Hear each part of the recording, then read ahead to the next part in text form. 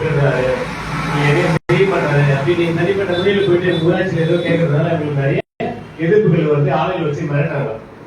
அதே மாதிரி இப்போ நிறைய நம்ம விட்டல் குமார் ஜெகபூர் அலி எல்லாம் எப்படி கொலை பண்ணி சாக வச்சிட்டாங்க இல்லையா, அந்த மாதிரி எல்லாம் நடக்கூடாதுன்றதுனால தான் ஐயா என்ன சொல்றாரு, நீங்க ஒரு 100 கிலோ இருக்கா, இப்போ நான் 100 கிலோ, இப்போ நம்ம ஐயா ஒருத்தர் சொன்னா நான் 70 கிலோ தூக்கிட்டு விடுது, 70 கிலோ தூக்கிடுவாரு. அந்த 70 கிலோ தூக்கிட்டு இங்கிருந்து அதை பிடிஆபீஸ் வரைக்கும் போக முடியல எவ்வளவு அதை ஒத்துங்க. ஐயா எதுக்காக உங்களை திட்டுறாரு, எதுக்காக உங்க பேசுறாருன்றது புரிஞ்சுங்க. அந்த 70 கிலோவை இங்க இருக்கிற 70 பேர் ஆளுக்கு 1 கிலோ எடுத்து ஈஸியா போயிடலாம் இல்லையா. அதான் அவர் சொல்ல வர்றாரு, திட்டாருன்னா எதுக்கு திட்டாரு, எனக்கு சட்டம் தெரியும், எனக்கு சட்டம் தெரியும், சட்டம் எல்லாருக்குமே தெரியா, ஆனா ஜெயிக்க முடியாது. ஏன் ஜெயிக்க முடியாது? நீதி இருக்கா, நேர்மை இருக்கா, தனிப்பட்ட மனிதனுக்கு கிடைக்காது. அதை நம்ம ஒரு 50 பேரா சேர்த்து ரோட்ல கொஞ்சம் நேரம் வச்சுக்கலாம், ஒரு 5 நிமிஷம் நம்மளுக்கு தேவையான நீதி கிடைச்சிடும், நம்மளுக்கு தேவையான என்ன பிரச்சனை தீர்வாயிடும். ஆனா தனிப்பட்ட ஒரு நாள் அங்க நின்று பாருங்க, அழகா தூக்கி எடுத்து போயிடுவோம். அதனால என்ன பகிர்ந்துக்கலாம்னு சொல்றாரு. இப்போ விழுப்புரம் மாவட்டத்துல 2 பிளாக் எடுத்திருக்கோம். இப்ப அடுத்த கட்டமா உங்களுக்கு விரைவில் டேட் அறிவிச்சிருவோம். எல்லாரும் இங்க வந்த திருவண்ணாமலை மாவட்டம் மட்டும் இது எங்க பிளாக் இல்ல, சேற்பட்டு பெருளூர் எங்க பிளாக் இல்ல, போலூர் எங்க பிளாக் இல்ல அப்படின்லாம் சொல்லாதீங்க. திருவண்ணாமலை மாவட்டத்துல எந்த பிளாக்கா இருந்தாலும் பரவாயில்ல, சேற்பட்டுக்கு ஒரு நாளைக்கு நீங்க கண்டிப்பா அடுத்த வாரத்துல டேட்டை கொடுத்துருவேன். இப்ப 26 செஞ்சு அடுத்த வாரம் டேட்டு கொடுத்துருவேன். சேற்பட்டு பிளாக்ல கிருஷ்ணாபுரம் எஸ்பி பஞ்சாயத்து 49 பஞ்சாயத்து, குறைஞ்சபட்சம் ஒரு 25 பேர் மட்டும். எனக்கு 100 பேர் வேணும்னு அவசியம் கிடையாது. ஒரு டைம் வந்து பாருங்க, நம்ம அந்த 10 ரூபாய்க்கு எவ்வளவு பவர் இருக்குன்றத நான் உங்களுக்கு நேரடியாக காமிக்கிறேன். ஏன்னா தனி மனிதனா நீங்க ஆர்டிஐ ரிஜிஸ்டர் அனுப்புறது, தனி மனிதனா அப்பீல் பண்றது, தகவல் போது 2 வருஷம் 3 வருஷம் காத்து கிடக்கலாம். முழுசான பதில கொடுக்க மாட்டாங்க, எதையோ கொடுப்பாங்க. நம்ம அடுத்த கட்டத்துல அதை விட்டுட்டு போயிடுவோம், அதை கண்டினியூ பண்ண மாட்டோம். அதே ஒரு 10 பேர் சேர்ந்திருந்தாக்கா அதை இன்னும் கொஞ்சம் எப்படி பிளான் பண்ணலாம், எப்படி அதை சரி பண்ணலாம்ன்ற மாதிரி ஒரு டேட் ஒன்று சொல்றோம். நீங்க வாங்க 49 எத்தனை பேர் வேணாலும் வாங்க. குறைஞ்சபட்சம் 50 பேர் இருந்தா ஆளு ஒண்ணு போட்டுடலாம். 25 பேர்னா ஒரு ஆளுக்கு 2 என்னது, இங்க இருக்கிற எத்தனை பஞ்சாயத்தோ அத்தனை பஞ்சாயத்துக்கும் 23 24, ஏன்னா 24 25 முடியல, அந்த ஆண்டுடைய வருமானம் முடியல, ஆடிட் ரிப்போர்ட் அதான் அந்த வருஷம் முடியல, 23 24 ஆடிட் ரிப்போர்ட் முடிஞ்சு போச்சுங்க.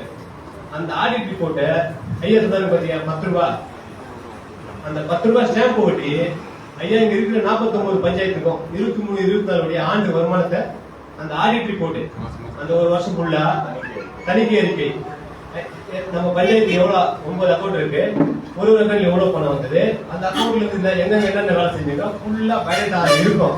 அதை தாண்டி லாஸ்ட் குறிப்புன்னு ஒண்ணு இருக்கும், பத்திகள் குறைபாடுகள் ஒண்ணு இருக்கும். நம்மளுக்கு தேவை அதுதான்.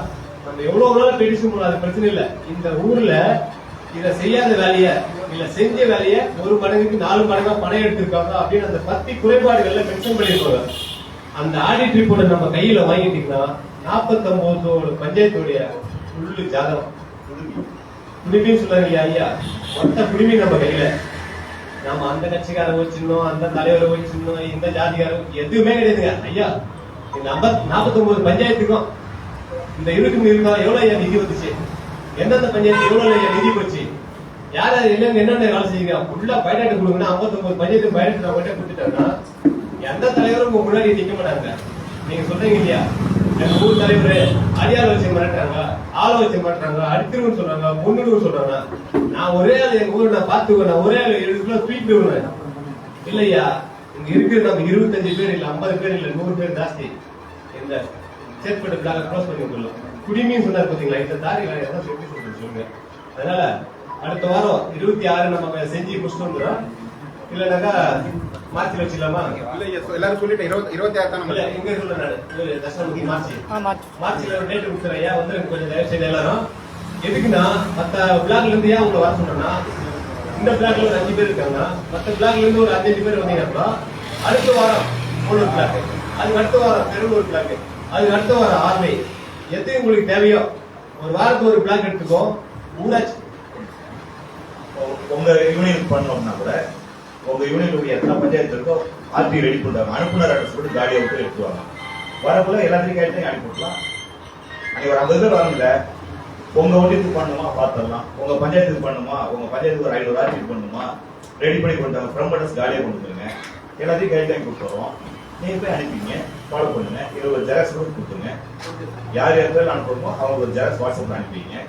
எங்களுக்கு ஒரு செட் செலவு கார்டு ஒன்று அனுப்பிடுங்க, ஒரு செட் ஜெராக்ஸ் எடுத்து அனுப்பிடுங்க. நீங்க ஒரு செட் ஜெராக்ஸ் எடுத்து வச்சுக்கிங்க, ஃபாலோ பண்ணுங்க. அடுத்து என்ன செய்யணும் வழிகாட்டுறோம். நீங்களும் எல்லாமே வருமானம் தான். செல்வ பார்த்து ஆடிட் ரிப்போர்ட் சொன்னாரு. அதே மாதிரி சமூக தணிக்கை இருக்கு, அதுல கொஞ்சம் மாற்றம். ஒரு சின்ன ஒரு எடுத்துக்காட்டு ஒண்ணு, கரண்ட் பில் கட்டுறாங்க பஞ்சாயத்துல. பஞ்சாயத்துல கரண்ட் பில் கட்டுறாங்கல்ல, இது தப்பு நடக்குமா? பஞ்சாயத்து தலைவர் செக் போட்டு தராரு. யாருக்கு தராரு? ஈபி மின்சாரத்துக்கு செக் போட்டு காசு தராரு. 20 லட்சம் பணம் கட்டிருக்காரு. இதுல தப்பு நடக்குமா?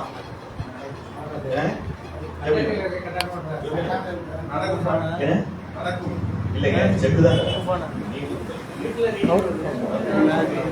10 லட்ச ரூபா பணம் வீடியோ பஞ்சாயத்துல ரைட் போட்டு தராரு. இபிஎஸ் கொடுத்தாரு. பஞ்சாயத்து ரெக்கார்ட்ல பாத்தீங்கன்னா 10 லட்ச ரூபா கரண்ட் கட்டுது. இபிஎஸ் செக் கொடுத்தாங்க. இபிஎஸ் பரவாயிடுச்சு. இதுல தப்பு நடக்குமா? என்ன அது எப்படி கண்டுபிடிக்கிறது?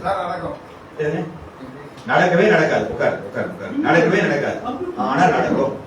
நடக்கவே நடக்காது, ஆனா நடக்கும். இது எப்படி கண்டுபிடிக்கிறதுனா ரொம்ப ஈஸி. கலாய்வு போகல அல்லது நீங்க நகல் வாங்கக்குள்ள கரண்ட் பில்ல 10 லட்சம் ரூபாய் இபிஎஸ் கொடுத்திருக்காரு. யாருக்கு? கான்செப்ட் கொடுத்திருக்காரு. சரியா இருக்கு, சரியா இருக்கு. இந்த செக் பேங்க் பாஸ்புக் எடுத்து போகணும். எங்க எடுத்து போகணும்? பஞ்சாயத்துடைய பேங்க் பாஸ்புக் எடுத்து பார்த்தீங்கன்னா இந்த தேதியில இந்த செக் இருக்காரு. இது வரவாயிருக்கும். யார் வரவாயிருக்கும்? இபிக்கு டிரான்செக்ட் வந்து வரவாயிருக்கும். கௌதமுக்கு வரவாயிருக்கு. சரியா? அவ்வளவுதான். இப்ப நீங்க இதை மூணையும் மேட்ச் பண்ணி பாருங்க. செக் யாருக்கு கொடுத்துருக்காங்க? இபிஎஸ்க்கு. இபி பேர்ல வரவாயிருந்தா சரி. இபி பேர்ல 10 லட்சம் வரவாயிரும், கௌதம் பேருக்கு வரவாயிருக்கு. தப்பு நடந்து போச்சு. இப்ப என்ன பண்ண? தப்ப கண்டுபிடிச்சு வெளியே சொல்றோம். 4 விஷயத்துக்கு ஆர்ஜி போடுறது இதே மாதிரி தப்ப கண்டுபிடிச்சா வெளியே சொல்லக்கூடாது. 4 விஷயத்துக்கு தேவையில்லாம ஒரு ஆர்ஜி போடணும். நல்ல விஷயம் உண்மையிலேயே பணம் செலவு பண்ணிருப்பான், சரியா செலவு பண்ணிருப்பான், உண்மையா செலவு பண்ணிருப்பான். அதுக்கு ஆர்டி போட்டு கூடாலே ஒரு ஆர்டி சேர்த்து அப்ப கரண்ட் பில் கட்டிருக்கிற 10 லட்ச ரூபா கரண்ட் பில் கட்டிட்டு அப்புறம் 3 பேப்பர் கொடுப்பான்.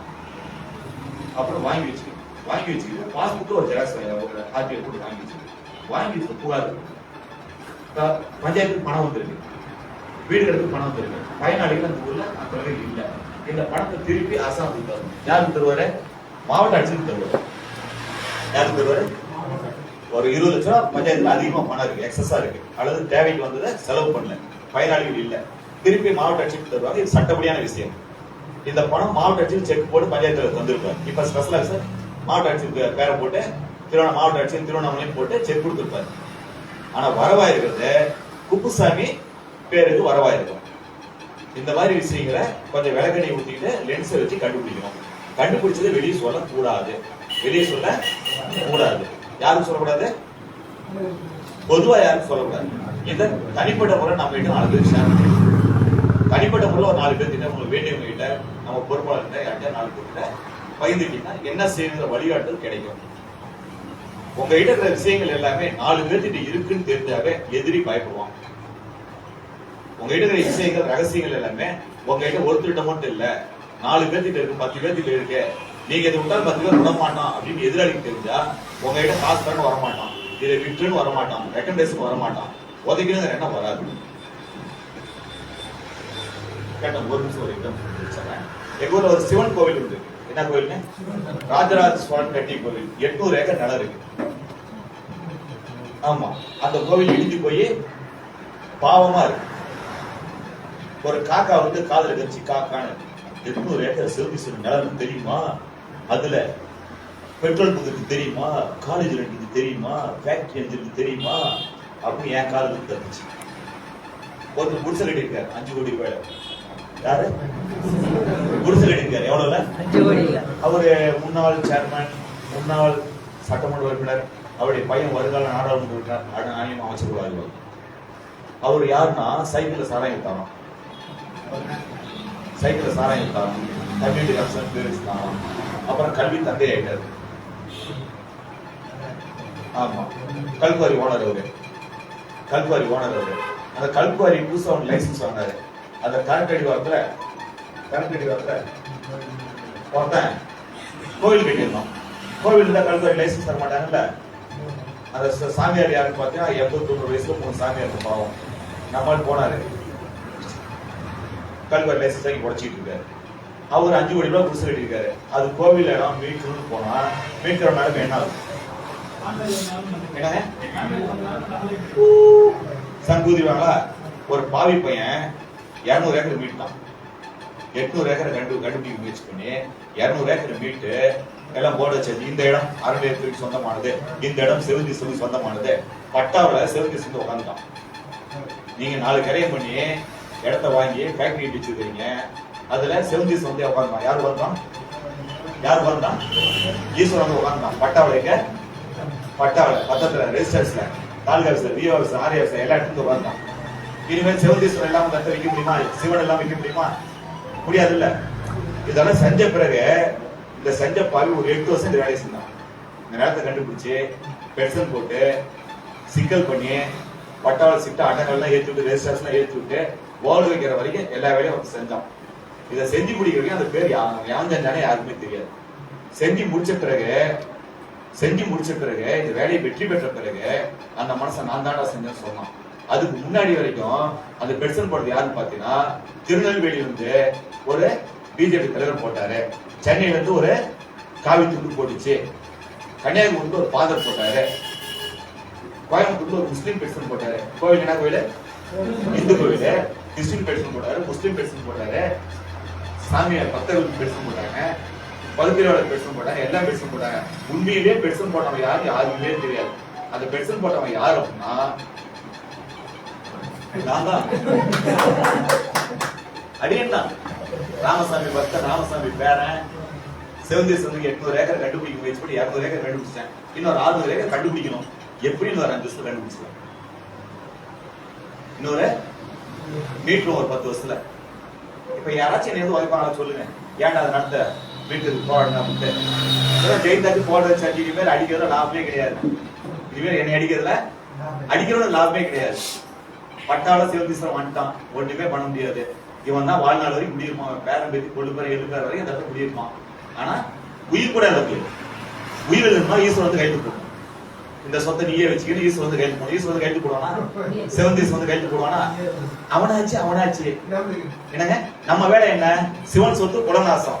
யாருக்கு? திருநெல்வேலி. அவன் நல்லா இருக்கும், அவன் நல்லா தான் இருக்கும். நம்ம வேலை என்ன? பொது சொத்தை காப்பாற்றணும். காப்பாத்தியாச்சு, வீட்டு கொடுத்தாச்சு. நாம அடுத்த வேலையை பார்க்க போயிட்டே இருக்கிறோம். நம்ம வேலையை நாம பார்க்கணும். அதை விட்டுட்டு எனக்கு 70 கிலோ வெயிட் தூக்க முடியும், நான் பெரிய ஆள் தெரியுமா அப்படின்ட்டு போய் அவன் வீட்டு வாசல போய், நான் கொலகாரம் வீட்டு வாசல போய், இந்த இடம் சிவன் கோயிலுக்கு சொந்தமான தெரியுமா, காலி பண்ணிடலடா.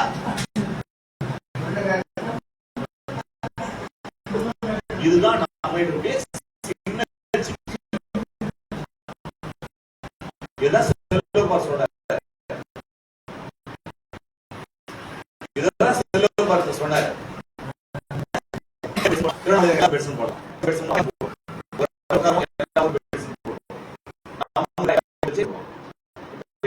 யார் அடிக்கிறது சொல்லுங்க.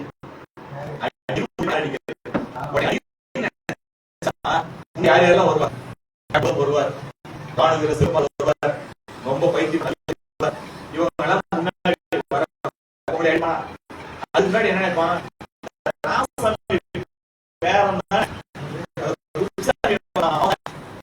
அந்த கடை வேலைக்கு போயிட்டு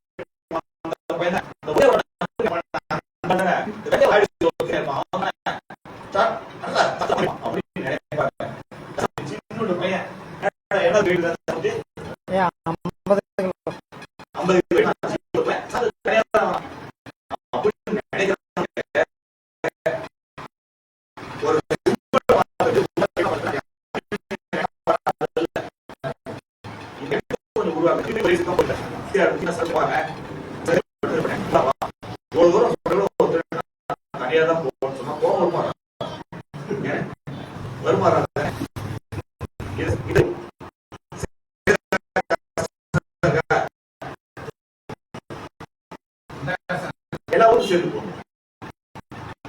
எங்க யாருக்கு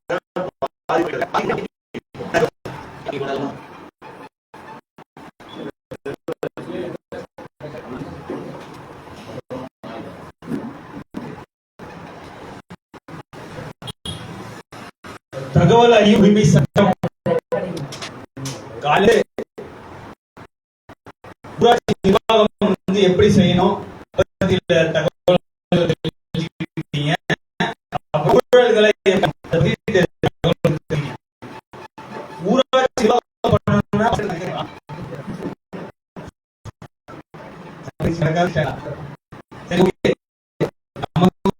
ஒரு 4 பேர் தெரிஞ்சுக்கணும் சொல்றாங்கல்ல, அது நம்ம சொல்லி கொடுக்கலாம். அப்படி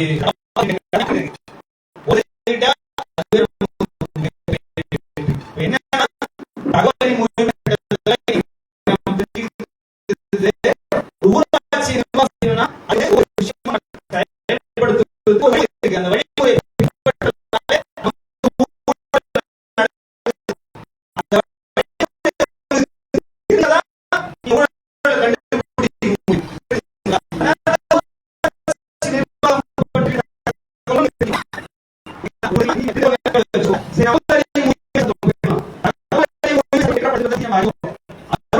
வழிமுறை அம்மையார் ஒரு பெரிய போராட்டம் நடத்தி 2005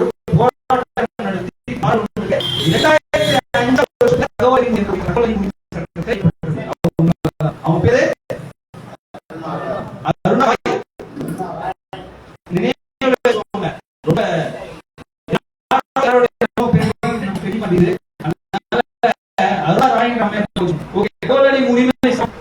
இந்த படம் வந்து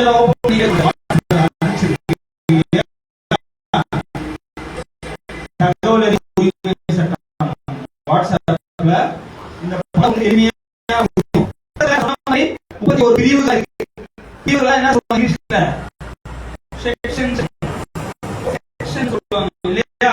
31 பிரிவுகள் இதுல நீங்க 31 பிரிவு தெரிஞ்சாதான் நீங்க அந்த சட்டத்தை பயன்படுத்த முடியும்.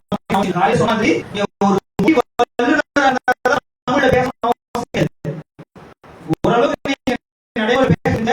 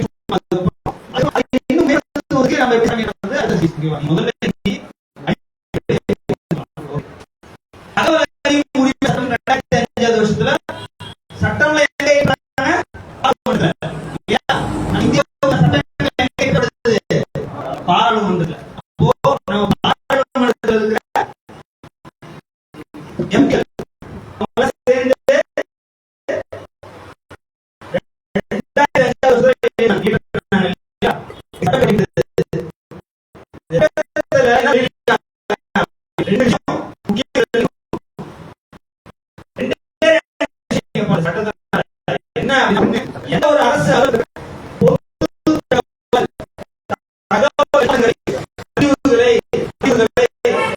நீங்க வந்து வாங்கலாம், கேட்டு வாங்கலாம். ஓகேங்களா? அதாவது ஒரு விஷயம். ரெண்டாவது எந்த ஒரு அரசு அலுவலகத்துக்குள்ள நீங்க போயிட்டு உட்கார்ந்து அங்க இருக்கிற நகல் எடுத்துக்கொள்ளலாம். இது ரெண்டு தான் முக்கியமான விஷயம்.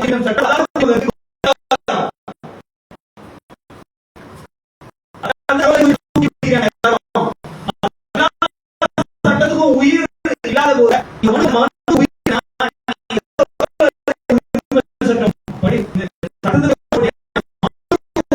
நீங்க முதல்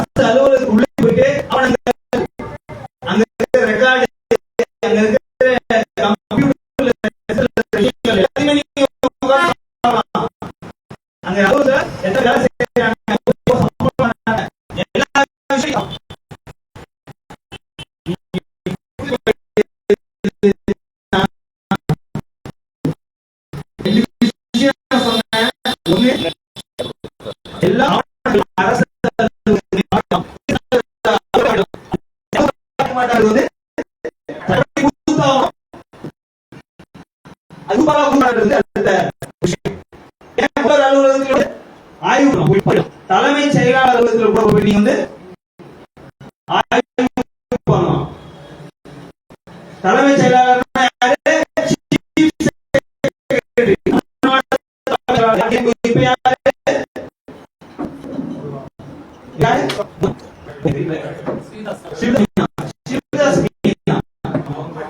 சிவதாஸ் மீனான்றவர் தான் இப்ப தலைமைச் செயலாளராக இருக்காரு இல்லையா? ஒரு அலுவலகத்துல கூட நீங்க வந்து ஆர்டிஐ போட்டு ஆய்வு பண்ணணும். ஆர்டிஐ வந்து நமக்கு பொதுவா தகவல் அறியும் உரிமை சட்டம்னு ஒண்ணு இருக்கு. இந்த சட்டத்தை பாதுகாக்க செயல்படுத்த வேண்டியது அரசுடைய கடமை இல்லையா? இத பயன்படுத்த வேண்டியதுதான் நம்ம கடமை, நம்ம பொறுப்பு. ஓகேவா? இதை நம்ம பயன்படுத்தி என்ன பண்ணலாம்? எந்த ஒரு அரசு அலுவலகத்துக்குள்ளே போயிட்டு ஆவணங்களை பார்வையிடலாம், நகலெல்லாம்.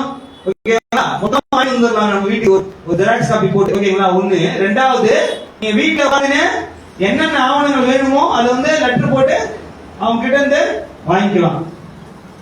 ஆவணங்களை வாங்கிக் கொள்ளலாம். ஆவணங்களை நேரடியாக சென்று எந்த ஒரு அலுவலகத்தையும் ஆய்வு செய்யலாம். ரெண்டு ஆயிடுச்சுங்களா? ரெண்டு தான் இந்த தகவல் அறியும் உரிமை சட்டத்தின் மூலமா நம்ம செய்ய முடிஞ்ச ஒரு பெரிய விஷயம். இது வந்து ஒரு பாமரனுக்கு சொல்றதுனால இந்த தகவல் அறியும் உரிமை சட்டத்தை பத்தி நான் அப்படி சொல்றேன். ஆனா இந்த தகவல் அறியும் உரிமை சட்டம் பல கோடி, பல லட்சம் வந்திருக்கு. பல கோடி விஷயங்களை நம்ம இந்தியாவை வந்து காத்துற ஒரு விஷயமா இந்த தகவல் அறியும் உரிமை சட்டம் இருக்குது. ஆனா குடிமக்களுக்கு கொடுக்குற அதிகாரம் வந்து இந்த ரெண்டு விஷயங்கள். ஆனா இந்த சட்டம் வந்ததின் நோக்கம்லாம் பாத்தீங்கன்னா மிகப்பெரிய சாலை வடிவிலேயே மிக சாலை. ஓகே, சரி. இந்த தகவல் அறியும் சட்டத்தை சாதாரண பாமரன் எப்படி பயன்படுத்துவது, இறுதி செய்ய முடியும், அது எப்படி செய்வது அப்படின்னா அது வழிமுறை. நம்ம போயிட்டு 10வது எக்ஸாம் படிக்கணும், அது நம்ம புரிஞ்சிச்சு. எப்படி அதுக்கு வந்து 2வது 3வது படிச்சுட்டு இல்லையா? இதுதான் வழிமுறை இல்லையா? தகவல் அறியும் உரிமை சட்டத்துல அந்த 31 பிரிவுகள் இருக்கு இல்லையா? அதுக்குள்ள என்ன சொல்லியிருக்காங்கன்னா, அப்ப நீங்க வந்து ஒரு அலுவலகத்துல ஆய்வு பண்ணணும்னாலோ இல்ல அங்க இருக்கிற ஆவணங்கள் உங்களுக்கு தேவைப்படுதுனாலோ நீங்க என்ன செய்யணும்? மனு போடணும். அந்த அலுவலகத்துக்கு மனு போடணும். அதுக்கப்புறம் அவங்க வந்து என்ன பண்ணுவாங்க? நமக்கு வந்து தேவையான தகவல்களை கொடுப்பாங்க. இல்ல ஆய்வு பண்ணணும்னு நினைச்சீங்கன்னா நீங்க வந்து ஆய்வு பண்ணணும் கேட்டீங்களே நமக்கான ஆய்வுக்கான அனுமதி கொடுப்பாங்க, தேதி கொடுப்பாங்க. ஓகே, யாருக்கு மனு போடணும் அப்படின்னு தகவல் யாருக்கு போடணும்? நான் டைரக்டா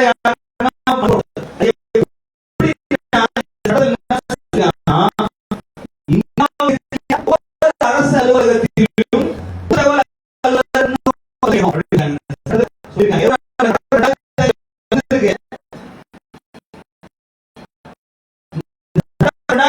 வந்ததும் நாட்டில் உள்ள பொது தகவல் நியமிக்கப்பட்டிருக்கணும். சரி, நான் பொது அலுவலகத்துக்கு அனுப்பணும். பொது அலுவலகம் ஏற்கனவே ஒரு வட்டாட்சியர் அலுவலகத்துல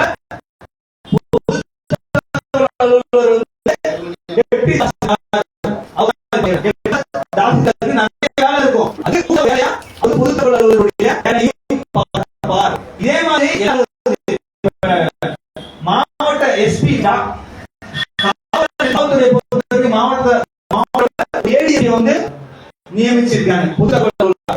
அதை தாண்டி அப்புறம் சரி, பொது தகவல் அலுவலர் 3 அலுவலர்கள் நியமிக்கப்பட்டிருக்கிறார்.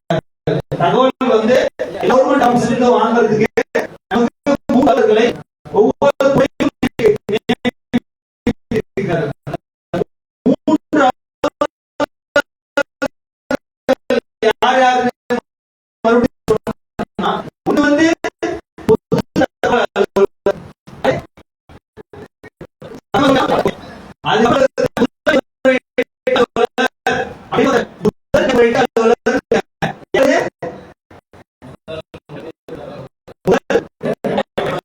மேல்முறையீட்டு அலுவலர். அதுக்கப்புறம் எல்லா சொல்லிட்டாங்க 100 நாள்ல நியமிச்சிருக்கணும்னு சொல்றாங்க. சரி, இவங்க 2 பேருமே அவங்க வேலை செய்ய தகவல் அறியும் உரிமை சட்டத்தை பயன்படுத்தி நான் வந்து போடுறேன். இவங்க 2 பேருமே அந்த வேலையை பட்சத்துல நம்ம தகவல் வாங்கி கொடுக்குறதுக்கு சரி இந்தியாவுக்கு எல்லா அரசு அலுவலகத்திலையும் நம்ம வந்து இவங்க நியமிச்சிட்டோம். ஆனா இவங்க நியமிச்சதுக்கு அப்புறம் வேலை செய்ய இவங்க வந்து நீதிமன்றத்தை தான் நாட வேண்டியது இருக்கும். ரொம்ப சரி இவங்களையும் மேம்படுத்தி பார்க்கறதுக்கு நம்ம புதுசா தகவல் ஆணையம்னு ஒண்ணு உருவாக்கலாம் சொல்லிட்டு உருவாக்குறாங்க. இப்ப தேர்தல் நடத்துறதுக்கு தேர்தல் ஆணையம் இருக்கோ அதே மாதிரி தகவலை மட்டும் வாங்கி கொடுக்கறதுக்குன்னே ஒரு ஆணையத்தை இந்தியாவுல ஒவ்வொரு மாநில தகவல் ஆணையம் மாதிரி மாநில தகவல் ஆணையம் உருவாக்கிட்டாங்க.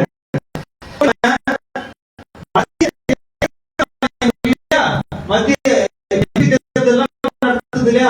மாதிரி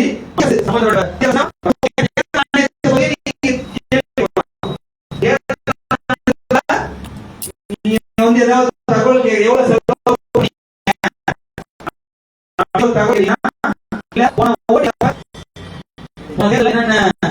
எப்படி வாக்களிச்சு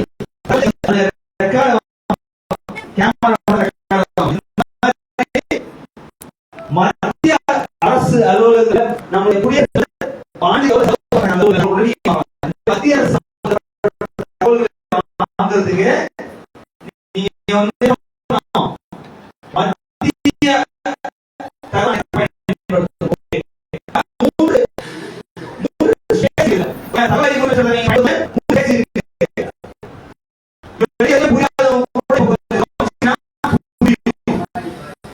இப்ப நீங்க ஒரு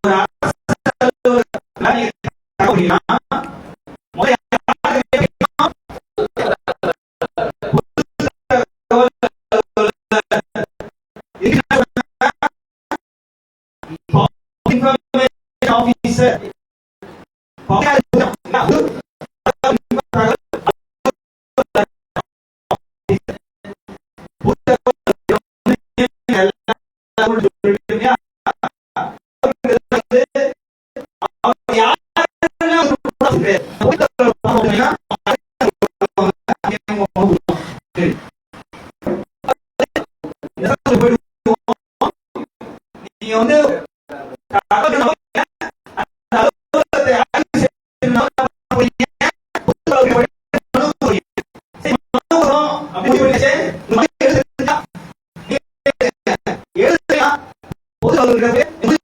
அவர்கிட்ட நம்ம கேட்கலாம். வந்து எழுதி வாங்கி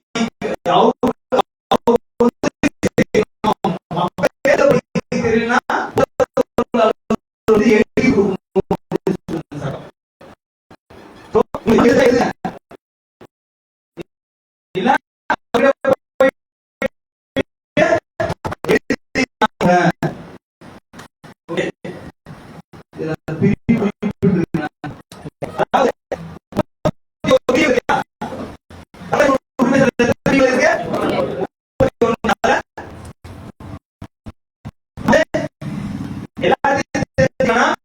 குறிப்பா தெரிஞ்சுக்க வேண்டிய வந்து இந்த படத்துல இந்த படத்துல பாத்தீங்கன்னா உங்களுக்கு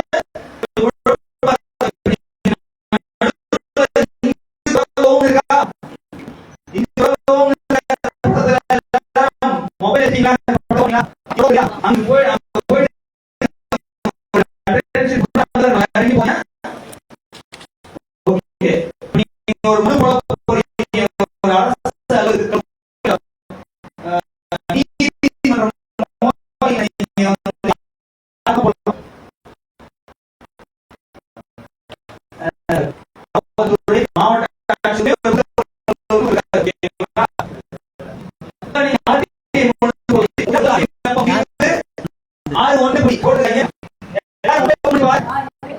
போய் ஒரு முழு எல்லாரும் முதல்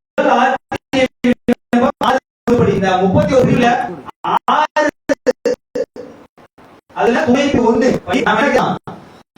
தகவல் எல்லா அலுவலகத்திலும் 2 பேர் நியமிச்சிருக்காங்க.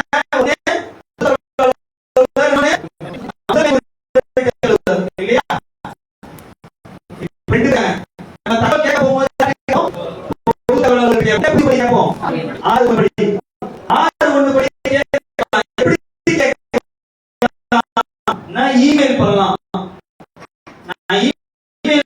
நீங்க இமெயில் பண்ணலாம். அதே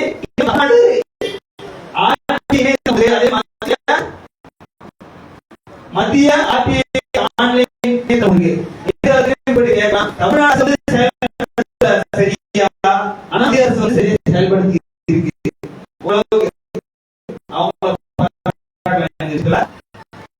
அடுத்து கடிதம் எழுதி அவங்களாம் வாய்மொழியா கேட்கலாம். அது எந்த பிரிவுன்னு கேட்டா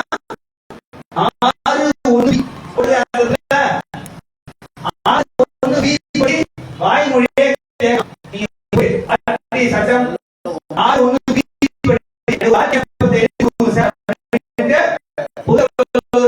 கேட்கலாம். அதுதான் தகவல் ஆணையத்துக்கு இல்லைன்னா தலைமைச் செயலர் போயிட்டு 6(1)(b) படி எனக்கு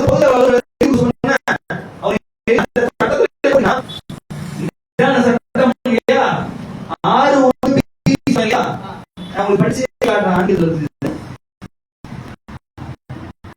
6(1) பப்ளிக் இன்ஃபர்மேஷன் ஆபீசர்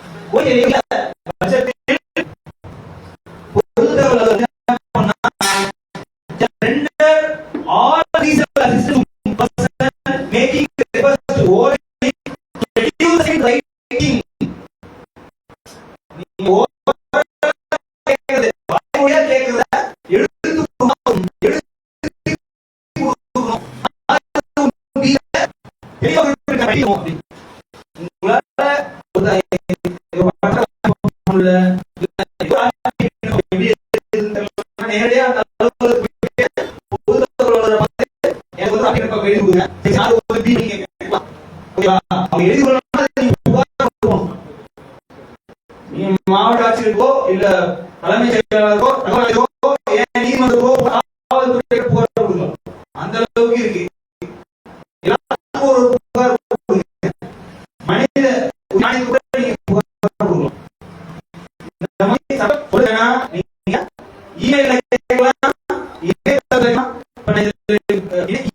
கேட்கலாம். தமிழ்நாட்டில் எல்லா சகோதரருக்கும் கேட்டீங்கன்னா இருந்தாலும் அது சட்ட சொல்றது இப்படியே சொல்லுது எல்லா மக்களுக்கும் தெரியணும்னு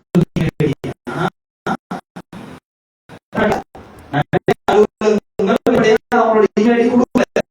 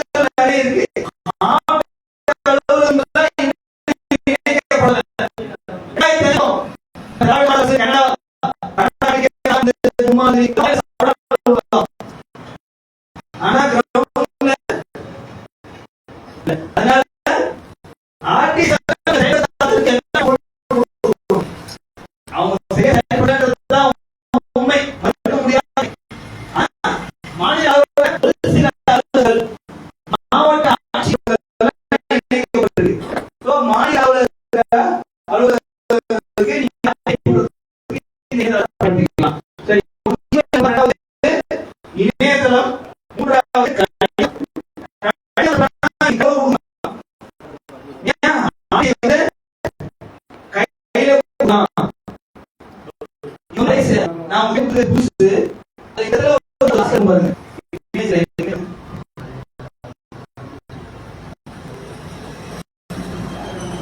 இப்போ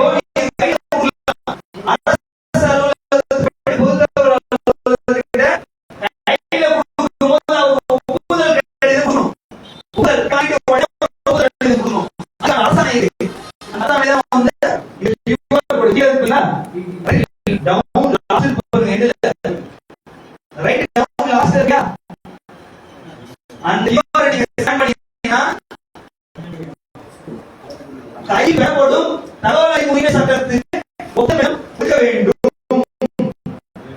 அப்படின்னு ஒரு அரசாணை இருக்கு. அரசாணை அரசு பின்பற்றணும்னா பின்பற்றுவாங்களா கேட்கணும். பின்பற்ற அது ஒரு ஜியோ வந்து ஃபேஸ்புக்ல இருந்து ஒரு ஜியோ டவுன்லோட் ஆகும். நான் ஃபேஸ்புக்ல அப்லோட் பண்ணி வச்சிருக்கேன் எல்லாத்தையும். நீங்க அதுல ஸ்கேன் பண்ணாலும்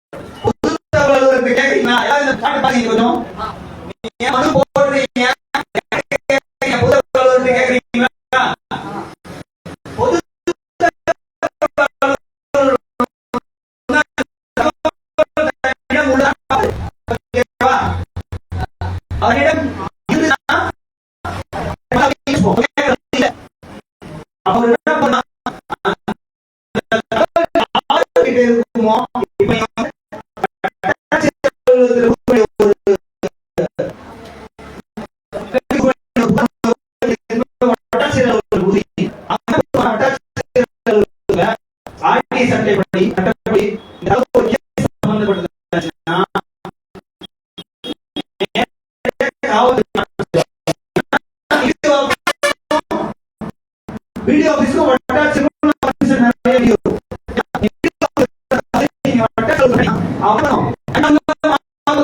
அது என்ன சட்டத்துல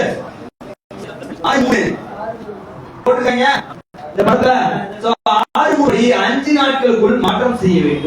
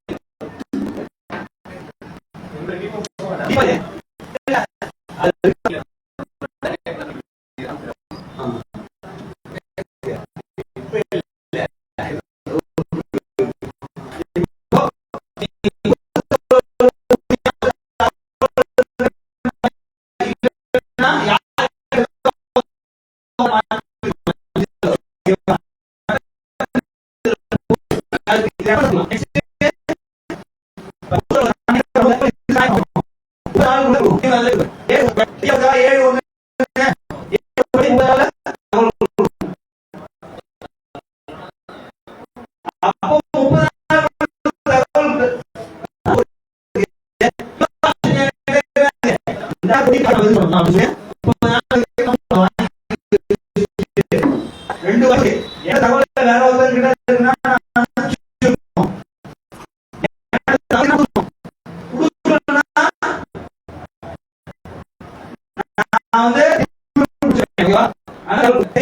நான் வந்து எந்த தகவல் இருக்கு நான் கொடுத்தேன் 30 வாங்கிட்டாரு தகவல் வந்து 5 தகவல் கொடுத்தோம் நமக்கு மட்டும்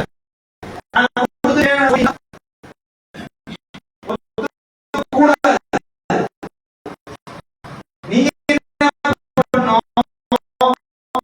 என்னுடைய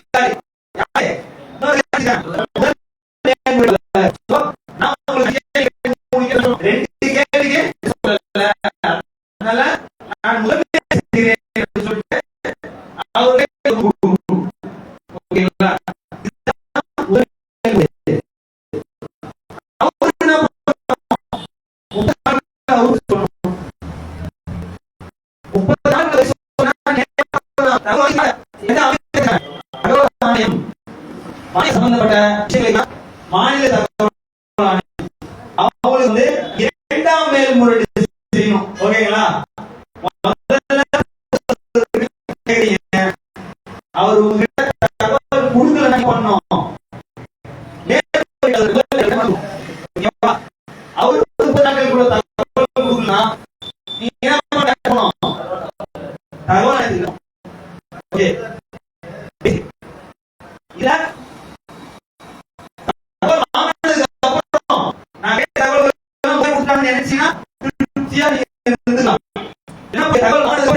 முழுமையான தகவலா பொய்யான தகவலா அப்புறம் குறைவான தகவலா இருந்தாலும் சரி தகவலா இருந்தாலும் சரி தகவலா இருந்தாலும் முதல் அடுத்த மேல்முறையீடு போயிருக்கும். ஓகேங்களா?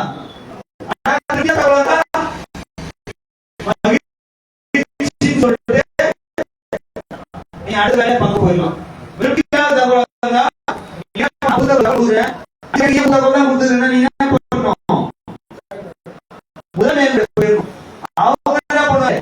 ஏன்பா ஒழுங்கா சொல்லுவாரு நான் இல்ல 5 தகவலும் கொடுங்க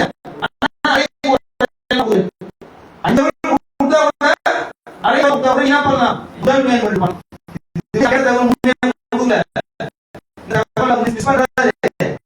நீங்க ஒழுங்கா வாங்கி கொடுங்க அப்படின்னு சொல்லிட்டு நான் ஒரு இடத்தை 23/2/2025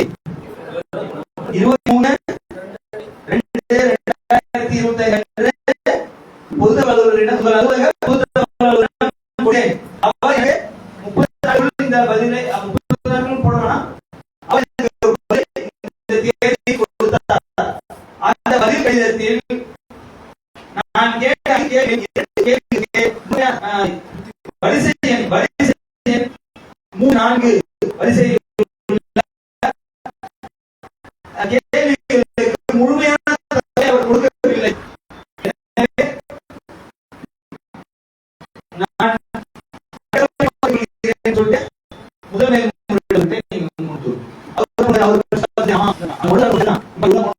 அவரே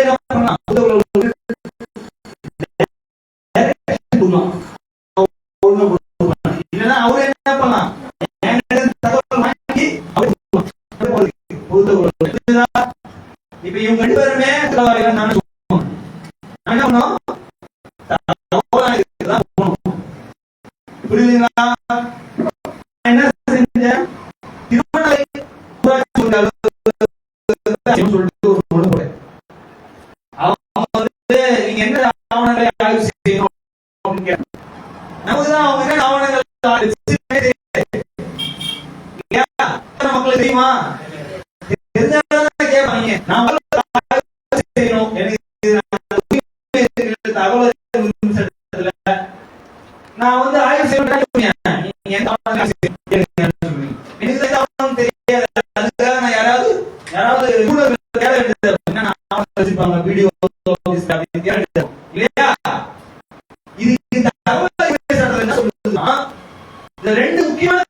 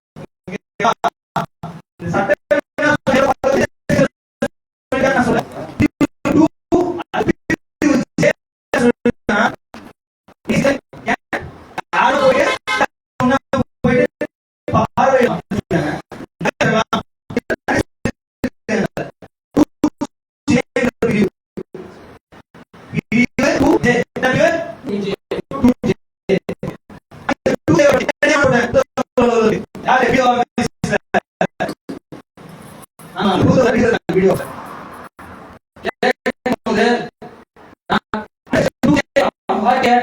I want to inspect your office.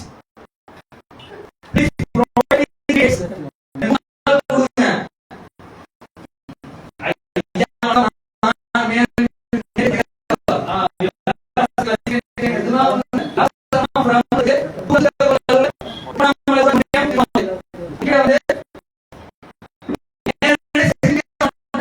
Under section 248, I want to office block developer office. So provide me the flexible dates. Provide me 3 computer flexible dates. I will inform you on which date I will come. I will be available.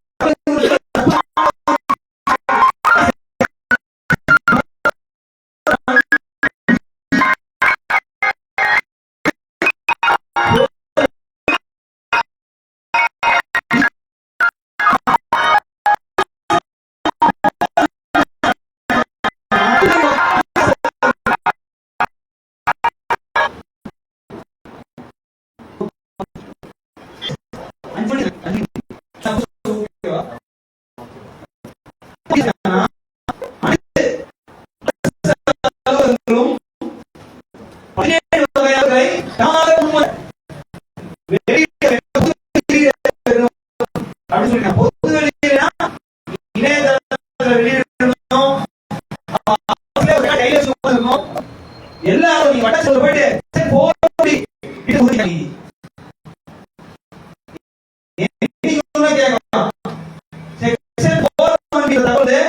நீங்க எல்லா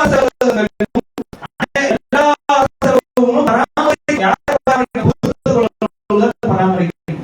மாவட்ட ஆட்சியர் போயிட்டு பராமரி மாவட்ட விஷயம் நீங்க நேரடியாக கேட்காம நீங்க மனு போட்டு கேளுங்க. அதுக்கே செக்ஷன் 4(1)B நிறைய பொது தகவல்களுக்கு இருக்கிறதே தெரியாது.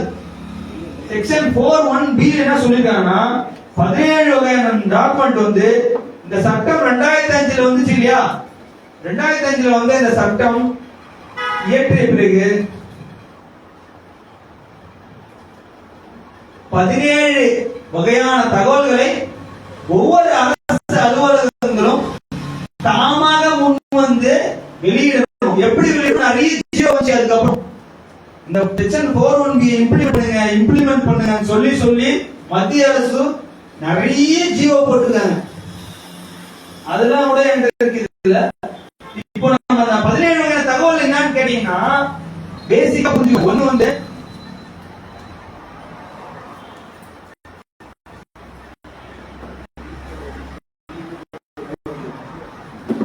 செக்ஷன் 4(1)B செக்ஷன் 4(1)B 31 பிரிவுகள்ல 4வது பிரிவுல இருக்கிற 1வது துணை பிரிவுல B ஒன்னு இருக்கு.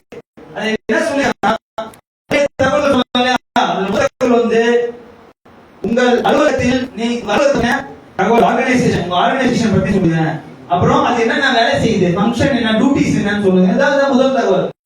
இரண்டாவது தகவல் வந்து உங்களுடைய பவர்ஸ் என்ன, டியூட்டிஸ் என்ன. மறுபடியும்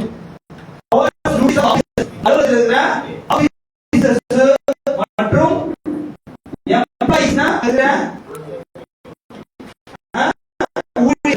அவங்களுடைய பவர்ஸ் என்ன, அவரோட கடமைகள் என்ன. மூணாவது தகவல் வந்து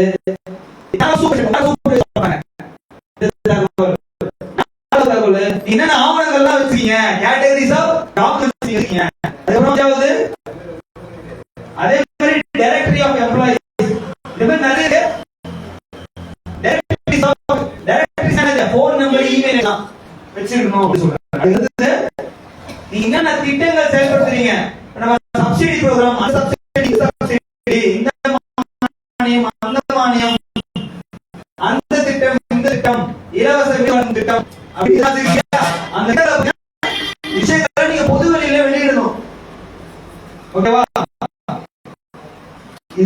சப்சிடி ப்ரோக்ராம் அதுல பெனிஃபிஷியரிஸ் அதுல யாரெல்லாம் படிக்காது அந்த தகவலும் நீங்க வெளியிட. சரி, இது வந்து 2005ல வந்துச்சு, இதுக்கப்புறம் பிரிச்சுப்பாங்கன்னு கேட்டீங்கன்னா இந்த இந்த செக்ஷன் 4(1)B கடைசியா சொல்லிருக்காங்கன்னா 2005ல நீங்க இதை வெளியிடணும். thereafter update the publications every year, ஒவ்வொரு ஆண்டும் இதை புதுப்பிக்க வேண்டும் அப்படி சொல்றாங்க. செக்ஷன் 4(1)B ஆவணத்தை நீங்க படிச்சீங்கனாலே இந்த அலுவலகம் என்ன செய்கிறது, எத்தனை பேர் வேலை செய்யறாங்க, அவங்களோட போன் நம்பர் என்ன, அது மட்டும் இல்லாம அவங்களுடைய மொத்த டீடைல்ஸும் தெரிஞ்சுக்கலாம். நீங்க என்னென்ன கன்செஷன்ஸ் கொடுக்குறீங்க, என்னென்ன பர்மிட்ஸ் கொடுக்குறீங்க, இதெல்லாம் தெரிஞ்சுக்கலாம். இது மட்டும் இல்லாம இந்த 4(1)B என்ன சொல்லிருக்காங்க, இது எல்லாமே எலக்ட்ரானிக் ஃபார்ம்ல வச்சிருக்குன்னு சொல்றாங்க. நீங்க போயிட்டு பேப்பர்ல வாங்கணும் கூட அவசியம் கிடையாது. எனக்கு வந்து ஒரு இமெயில் அனுப்பிச்சு விட்டுருங்க அப்படின்னு சொன்னீங்கன்னா கூட அவங்க அனுப்பிச்சு விடணும்.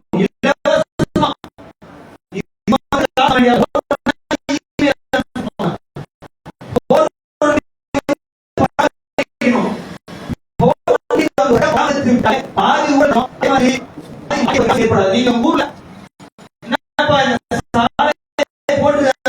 போட்டு இல்லையா, இல்லன்னா ஒரு IHHL சொல்லுவாங்க இல்லையா, அப்படியா, IHHL ஒரு திட்டம் இருக்கு, ஓகேவா, மத்திய அரசு கொடுக்குது. யாரெல்லாம் பயனாளிகள், ஆவாஸ் யோஜனா ஒரு யோஜனா கிராமீண கிராமங்கள்ல யாரெல்லாம் பயனாளிகள் மொத்த வீடு வேணும்னா மனு போடவே இல்லை. அவங்க தகவலை ஒவ்வொரு ஆண்டும் குறிச்சு பொதுவையில வெளியிட்டு இருக்கணும். சட்டப்படி பிரிவுகள் கொடுத்திருக்கிறபடி அவங்களே வெளியிட்டு இருக்கணும். நீங்க மனுக்க போட வேண்டிய அவசியமே ஏற்பட்டு இருக்காது. செக்ஷன் 4(1)B படி அவங்க சட்டத்தை பின்பற்றி இருந்தாங்கன்னா நாம உட்கார்ந்து இருந்து எல்லா தகவலும் தெரிஞ்சுக்கலாம். இது இல்லாம நிறைய ஜியோலாம் வந்திருக்கு. நீங்க இந்த தகவல் மட்டும் தான் தெரிவிக்கணும்னு அவசியம் கிடையாது. இந்த அரசாங்கம் என்ன சொல்லுதுன்னா, மத்திய அரசு நிறைய அரசாணைகள் போட்டிருக்கு. நிர்வாக சீர்திருத்த துறை அப்படின்னு ஒண்ணு இருக்கு இல்லையா, அவங்க என்ன சொல்லிருக்காங்கன்னா செக்ஷன் 4(1)B எவ்வளவு தகவல் முடியுமோ அவ்வளவு தகவலையும் பொது வெளியில வெளியிடுங்க அப்படின்னு சொல்லுது. ஆனா நம்ம ஆளுங்க அரசு பணியாளர்கள், அரசு கொஞ்சம் கவனிக்கணும் இல்லையா, அவங்க நம்ம அதான் சட்டப்பிரிவு தேவை.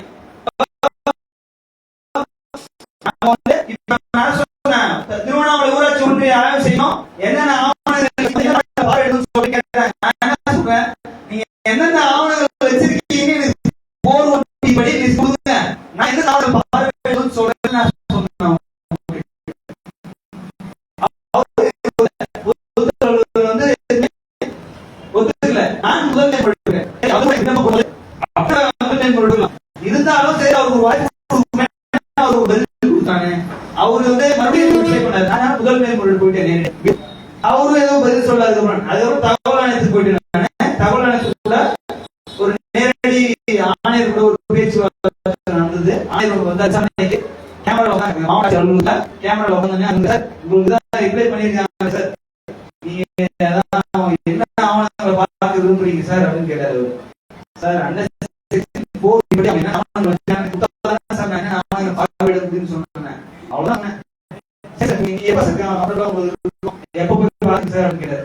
சார் நீங்க நாளைக்கு பாக்குறேன் சொன்னேன். நாளைக்கு ஒரு பார்வையிட அந்த ஆவணங்கள் சொல்ற அப்படியும் பண்ணலாம். ஆனா வந்து நான் நீங்க போட்டு என்ன பார்வையிடணும்னு நினைக்கிறீங்க அந்த குறிப்பிட்டு கேட்டு அதே மாதிரி நகல் எடுக்கலாம். அதே மாதிரி நான் போல ஒன்றியமும் பார்த்தோம். 2024 வரைக்கும் எல்லா திட்டங்களிலும் எல்லா பணிகளிலும் என்னென்ன பணிகள் செஞ்சிருக்காங்க எல்லா திட்டங்களிலும் மொத்த லிஸ்டும் வந்து நாங்க எடுத்தோம். அதே மாதிரி மற்ற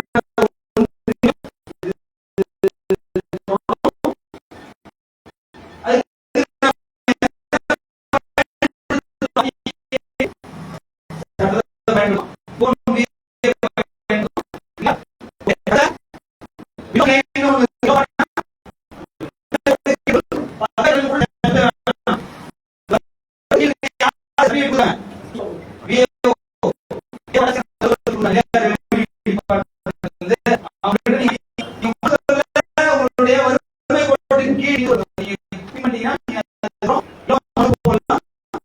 இலவசமா வாங்கிக்கலாம். எல்லாமே இலவசமா. So அது வந்து புறா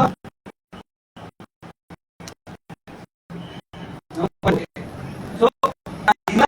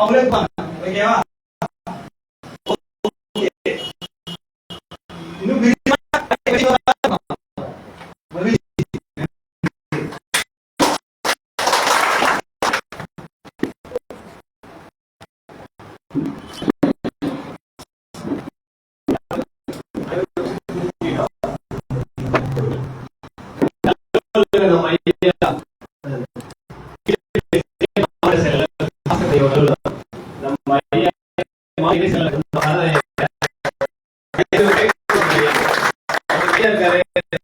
ஐயா கேட்டா நம்ம இங்கே பாஸ்கர் ஐயா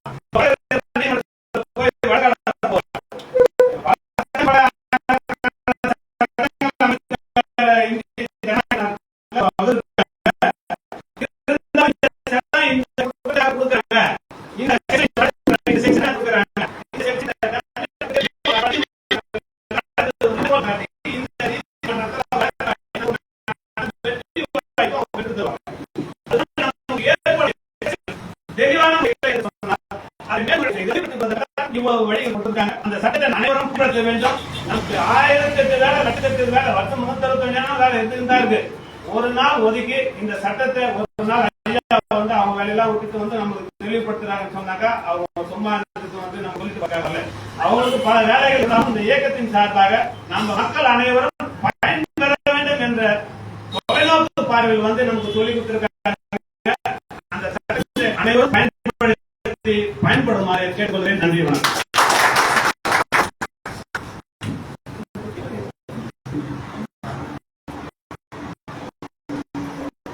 நீங்க சொல்லிக்கிறது பிஜேபி ஐயா இப்படி திருவாய்க்கு ஐயா பலமுறை கேட்ப ஐயா கன்ஃபார்ம் பண்ணிக்க ஐயான்னு கேட்ப. இப்பதான் தெரியுது நம்மளோட ரொம்ப ஆர்வம் உள்ளவரு ஐயா. ரொம்ப நன்றிங்க. நான் எதிர்பார்க்கவே இல்லை. இப்ப இந்த அளவுக்கு பேசுவாரு. ரொம்ப சந்தோஷம்.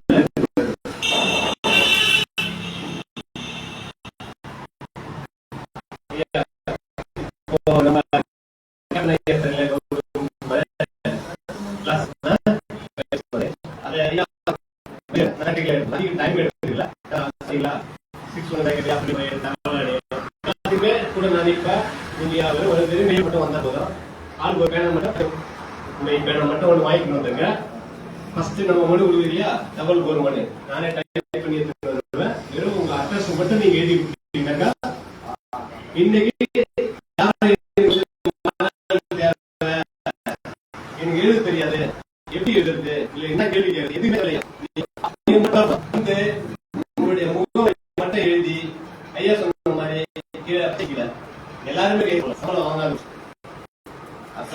சம்பளம் வாங்காதவங்க எல்லாருமே கேட்கணும்.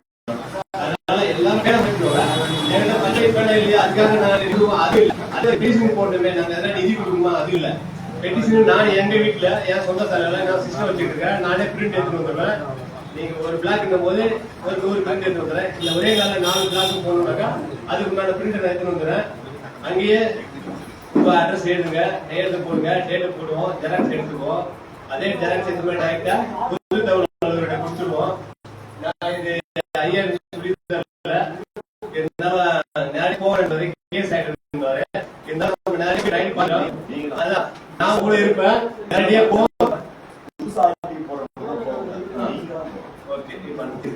அதனால நேரடியா நான் கூட வருவேன். நீங்க எல்லாரும் ஆளுக்கு 2 பெட்டிஷன் கையில வச்சுன்னு இருப்போம். அந்த 2 பெட்டிஷன்ல டேட்டை போட்டு ஜெராக்ஸ் ஒன்று கூட வச்சுட்டு இருப்போம். ஜெராக்ஸ் நம்ம பாக்கெட்ல வச்சுன்னு இருக்கலாம். மெயின் மனுவை பொது தகவல் அலுவலர்கிட்ட கொடுத்துட்டு ஐயா ஒப்புக்கு சீட்டு கொடுங்க ஐயா அப்படின்னு நம்ம கேட்போம். இப்ப நான் ஐயா கிளாஸ் எடுத்தாரு இல்லையா சட்டங்கள் படிக்கிறதுக்கு கொஞ்சம் கஷ்டமா இருக்கும். சில பேருக்கு படிக்கவும் முடியாது. அதனால நீங்க படிக்க தெரியல எனக்கு எழுத தெரியல எனக்கு யாருமே ஒதுங்கி நிக்கணும்னா எல்லாரும் நாங்க ஒருத்தர் 2 பேர் பேசிக்கிறோம். ஐயா இந்த மனுக்கெல்லாம் ஒப்புகை சீட்டு கொடுங்க ஏற்கனவே கேட்டு பார்ப்பாங்க. அவங்க கிட்ட வச்சிருக்காங்க இல்ல லாஸ்ட் கட்டத்துல ஃபர்ஸ்ட் ஒண்ணு சொல்லுவாங்க அதெல்லாம் இல்லைங்க நீங்க ரிஜிஸ்டர் பண்ண அனுப்புங்க நாங்க அக்லாமட்ல சீல் போட்டு கொடுத்துருங்க சும்மா ஏமாத்துறதுக்கு ஒரு இது எல்லாம் ஏழரைங்க வந்துச்சு. எல்லா சட்டமும் தெரியும். இவங்களுக்கு வந்து ஒப்புகை சீட்டு கொடுத்தே ஆகணும் அப்படின்ற மாதிரி என்ன பண்ணுவாங்க ஐயா ஜெராக்ஸ் இருந்தா ஏன் கேட்பாங்க லாஸ்ட் கட்டத்துல. ஏன்னா அவருக்கு பாப்பாரு பேசி பாப்பாரு எல்லா இடத்துலயும் பேசிட்டு அவங்க தெரிஞ்சு கட்டாயம் கொடுத்து அவையா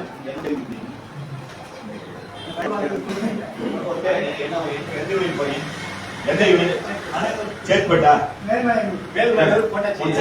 சேத்பட்டு விழுப்புரம் மாவட்டம் திருவண்ணாமலை சொல்லு சேத்பட்டு என்னைக்கு வச்சுக்கலாம் தேதி சொல்லு யாராவது சேத்பட்டு தர யாருக்கு மார்ச் வந்து போதே சேத்பட்டு யாரு இருக்கீங்க சொல்லுங்க நீங்க சேத்பட்டு நல்லா சொல்லுங்க 3ஆம் தேதி வச்சுக்கலாமா 3ஆம் தேதி திங்கட்கிழமை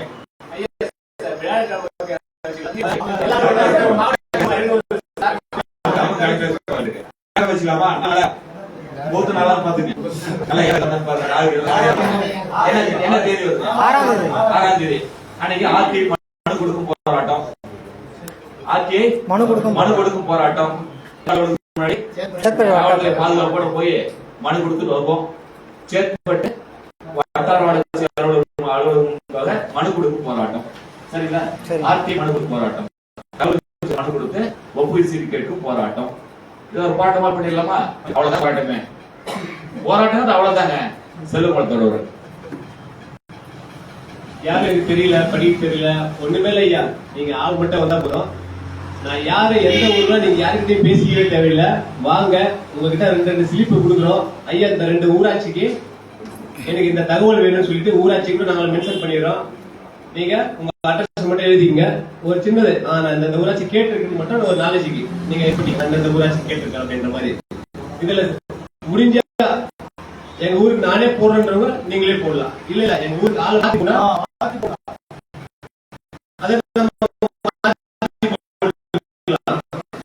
இப்படி எல்லாம் போயிட்டு பிடிஓ ஆபீஸ்ல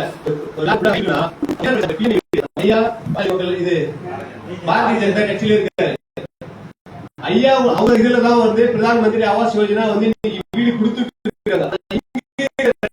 என்ன பண்ணுது அந்த எவ்வளவு வாங்குறாங்க? 25,000 40,000 பணம் வாங்குறாங்க. என்ன தெரியும் நம்ம இதெல்லாம் போயிட்டு கையை பிடிச்சுன்னா அந்த பணம் வாங்குற ஊராட்சி மன்ற தலைவர் எல்லாம் ஓடி போயிடுவோம். தேடி தேடி பாத்தீங்கன்னா கூட கிடைக்க மாட்டாங்க.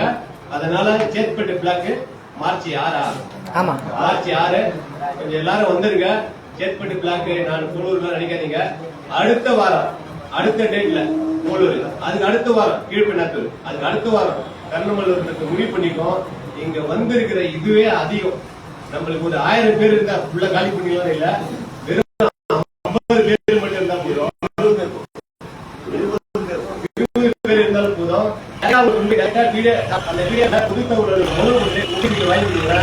அவர் பதில் கொடுக்கலன்னா அடுத்த 35 நாள் டேட்டை பிக்ஸ் பண்ணிட்டு டைரக்டா அந்த மேல்முறையீடு மனு கொடுத்துட்டு ஒப்புக்கிட்டு வாங்கிக்கோங்க. அதுக்கப்புறம் 2 இடமும் கொடுக்கலன்னா பிரச்சனை இல்ல. ஆன்லைன்ல எந்தெந்த ஊராட்சிக்கு எவ்வளவு நிதி வந்து இருக்குது, எங்கெங்க என்னென்ன வேலை செஞ்சிருக்காங்க ரிப்போர்ட் எடுத்துக்கிட்டு டைரக்டா இந்த ஊராட்சியில செய்யாத வேலை இந்த இத்தனை கோடி ஊழல் இந்த பணத்தை ரெக்கலெக்ட் பண்ண கோரிக்கை பண்ணிருக்காங்க. எப்படி ஊழல் பண்ணிருக்காங்க அப்படிலாம் எதுவுமே இல்லை. வேணா நீங்க பண்றது முடிவு பண்ணிக்கோம். முன்னாடியே சொல்லிட்டு அந்த மாவட்ட ஐயா இருக்காரு, மாவட்ட செயலாளர் ராஜா இருக்காருங்க. மாவட்ட செயலாளர் நான் தான் கொஞ்சம் கம்மிப்படுத்திருக்கேன். 24 hours ஊர் பிரச்சனை போயிடுவாருங்க. ஐயா எனக்கு ஐயா சொல்லி கொடுக்க நானும் உங்களுக்கு சொல்றேன். ஃபர்ஸ்ட் நம்ம பாருங்க, அடுத்து நம்ம குடும்பத்தை பாருங்க. அடுத்தது கொஞ்சம் டைம் இருந்தா 2 நாள் 3 நாள் பொது சேவைக்கு வாங்க. உங்க சொந்த பிரச்சனை லேண்ட் பிரச்சனை எதுவா இருந்தாலும் இதேதான் சேம். பிஓக்கள் போயிட்டு நம்ம வேலை நடக்க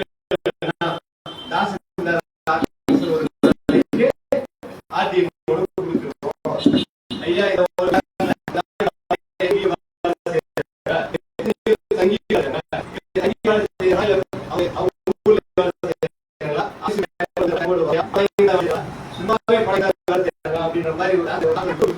நம்ம வழி பிரச்சனை பட்டா பிரச்சனை எல்லாமே கேளுங்க.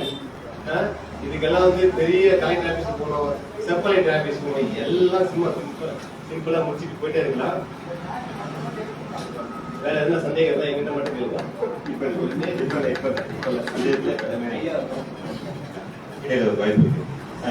மீண்டும்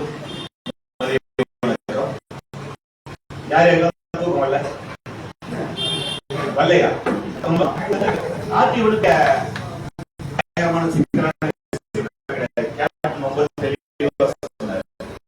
ஒரு பேப்பர் எடுங்க, ஒரு பேப்பர் எடுங்க.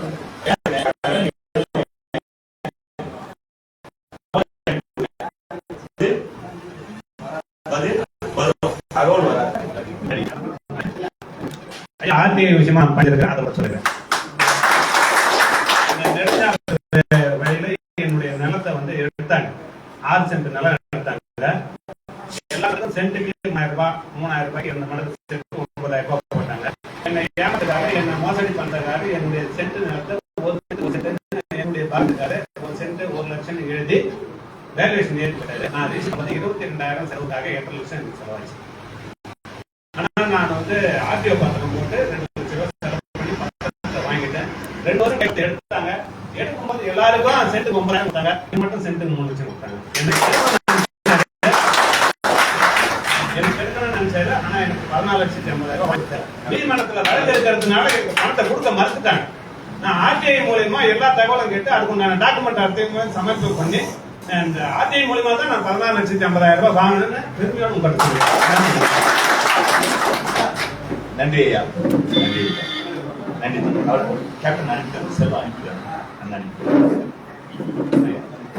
நண்பர்களே, ஆர்டிஐ வந்து ரொம்ப பெரிய விஷயம் கிடையாது. மற்ற சட்டம்லாம் பாத்தீங்கன்னா படிச்சு அதுல நுணுக்கெல்லாம் புரிஞ்சுக்கலாம். ஆர்டிஐ பொறுத்து ரொம்ப எளிமையான விஷயம்.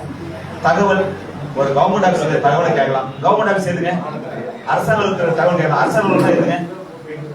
என்ன உங்ககிட்ட காசு வாங்கிட்டு வேலை செய்யற ஆபீஸ் கவர்மெண்ட் ஆபீஸ். நம்ம காசுல எவன் வேணா வேலை செய்யறான் அத்தனை பேரும் நம்ம வேலைக்காரன். நம்ம காசுல எவன் வேணா சம்பளம் வரணும் அத்தனை பேர் நம்ம வேலைக்காரன். நமக்கு பதில் சொல்லணும், அவ்வளவுதான். தகவல்னா என்னன்னா, நம்ம கேப்டன் ரொம்ப தெளிவா நிறைய விவரம் சொன்னார். பதிவேடுகள், ஆவணங்கள், குறிப்பேடுகள், கணனில் உள்ள பதிவுகள் அப்படின்னால ஒரு கவர்மெண்ட் ஆபீஸ் பிஏஓ ஆபீஸ் நமக்கு தெரியுமில்ல, எல்லாமே கிராம நிர்வாகம் பிஏஓ ஆபீஸ் போயிருக்குல்ல. பிஏஓ ஆபீஸ் என்னெல்லாம் இருக்கு? பிஏஓ ஆபீஸ் என்னெல்லாம் இருக்கு? மேப், அப்புறம் புட்டுகல்ல, சங்கிலி, அப்புறம் 30 வீடு, 20 வீடு, 40 வீடு, 20 வீடு, சீப்பது போனது வந்தது. புத்தகமா இருப்பான். அந்த புத்தகத்தை பண்ணலாம். லேப்டாப் வச்சிருக்காரா? அது கவர்மெண்ட் லேப்டாப் கொடுத்துருக்க, அதை நீங்க பார்க்கலாம். பிஓ வேற வச்சிருப்பாரு, சின்ன வீடு வச்சிருப்பா, அதெல்லாம் நீங்க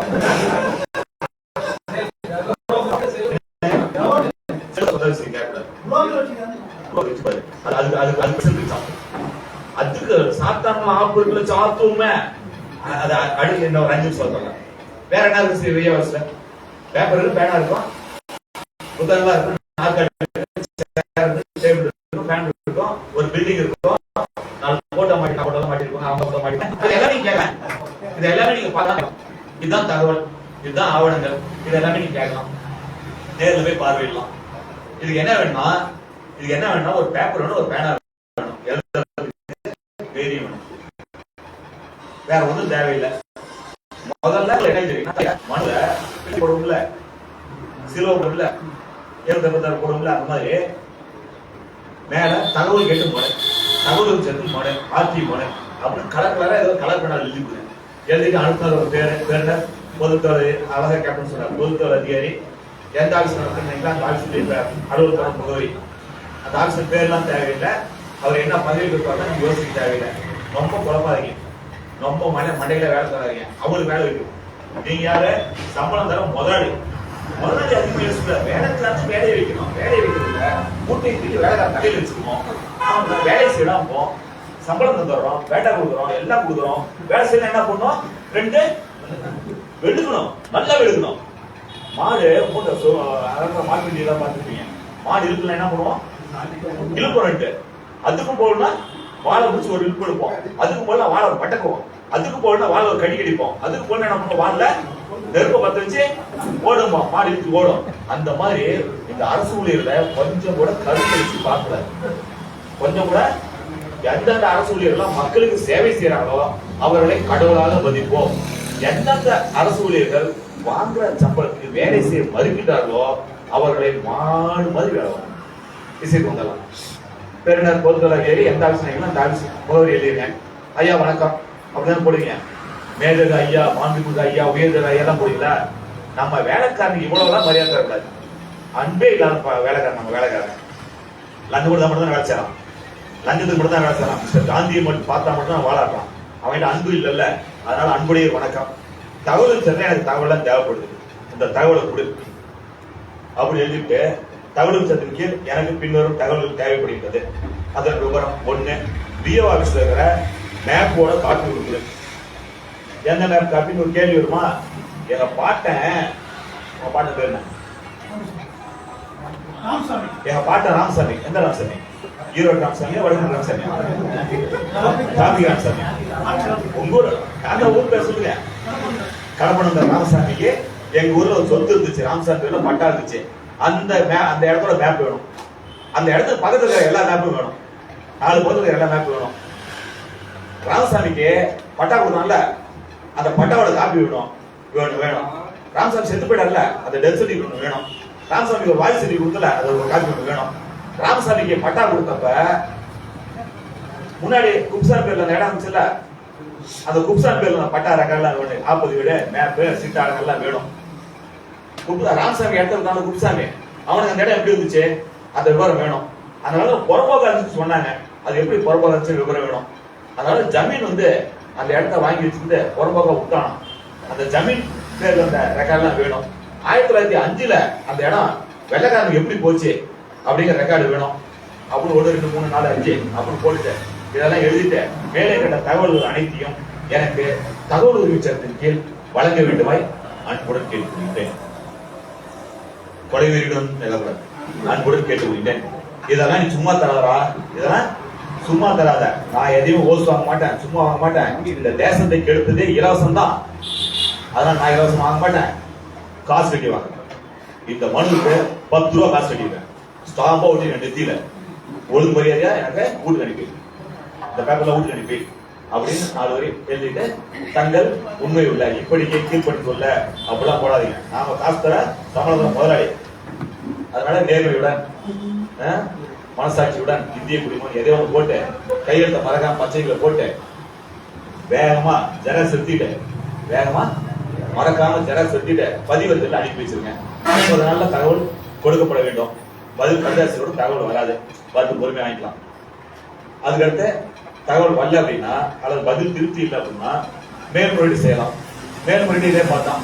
ஏப்பா அந்த பையன்கிட்ட போன மாசம் 1ஆம் தேதி கடிதாசி கொடுத்தேன், தகவல் கேட்டேன், அந்த பக்கி ஒழுங்கா தகவல் தரல, மொக்கையா கொடுத்துருச்சு, நீ எவனா பெரிய ஆஃபீஸர் அவன் மேல மேல்முறையீடு தெரியா ஒழுங்கா அந்த பையன்கிட்ட எனக்கு தகவல் வாங்கிக்கிடு அப்படின்னு ஒரு அன்பா ஒரு கடிதம் சொல்லி பதிவத்தில் அனுப்பி வைங்க. 30 நாள்ல மேல்முறையீட்டுக்கு தகவல் தரணும். பதில் வரும், தகவல் வராது. வரலன்னா அதுக்கு கவலைப்பட தேவையில்லை. ஆணையத்துக்கு ஒரு படிவம் நெட்ல போய் பார்த்தீங்கன்னா ஒரு ஃபார்ம் கொடுத்துருப்பாங்க, படிவம் கொடுத்துருப்பாங்க.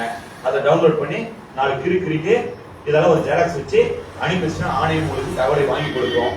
அதுக்கு பொறுமையா நாளாகும். தீபாவளி முடிச்சு பொங்கல் முடிச்சு ரம்ஜான் கொண்டாடிட்டு பிரியாணி சாப்பிட்டு நம்ம தகவல் ஷக்கீல் அக்தர் பொறுமையா 6 முறை தகவலை பெற்றுக் கொடுப்பதற்கு முயற்சி செய்வார். நாம அது வரைக்கும் காத்திட்டு இருக்க தேவையில்லை. நம்ம கிட்ட எத்தனை சொந்தம் இருக்காங்கல்ல, ஆளுக்கு ஒரு பேப்பர் கொடுத்து அந்த ஆபீஸ்க்கு ஆளுக்கு ஒரு 4 பேப்பர் தட்டி விட்டோன்னு வச்சுங்களேன், கதறி அடிச்சு கொண்டு வந்து எல்லா பேப்பரும் நம்ம வீட்டுல இறக்கி வச்சுட்டு போயிடுவோம். நீங்க கேட்காதே கொண்டு கொடுத்துட்டு போயிடுவோம். நம்மளுக்கு தானே தகவல் சட்டம், அவ்வளவுதான் தகவல். 10 ரூபா ஸ்டாம்பு ஒரு வெள்ளை பேப்பர் கடை எழுதணும், தபால் தூக்கி போடுறோம். அதுக்கு முன்னாடி அவன் படிச்சு என்ன கொடுத்து தருவான். ஒருவேளை இதெல்லாம் எதுவும் சந்தேகம் வந்துச்சுன்னா அவன் எந்த சட்டப்பிரிவுல கேட்டான், எதுல கேட்டானா இந்த சட்டம்லாம் எனக்கு தெரியாதுதான், எனக்கு கொடுக்க வேண்டிய உதவி செய்து உனக்கு ஒரு கடமை இருக்கு, உனக்கு நான் சமதானம் போராடி நானே, எனக்கு வேலை செய்ய வேண்டிய கடமை உனக்கு இருக்கு, ஒழுங்கு வேலை செய்யலாம் அப்படின்னா இந்த சட்டப்படி அவன் வேலையை செஞ்சு அவன் சட்டம் சொல்லுது, நான் சொல்ல தகவல் சட்டம் சொல்லுது.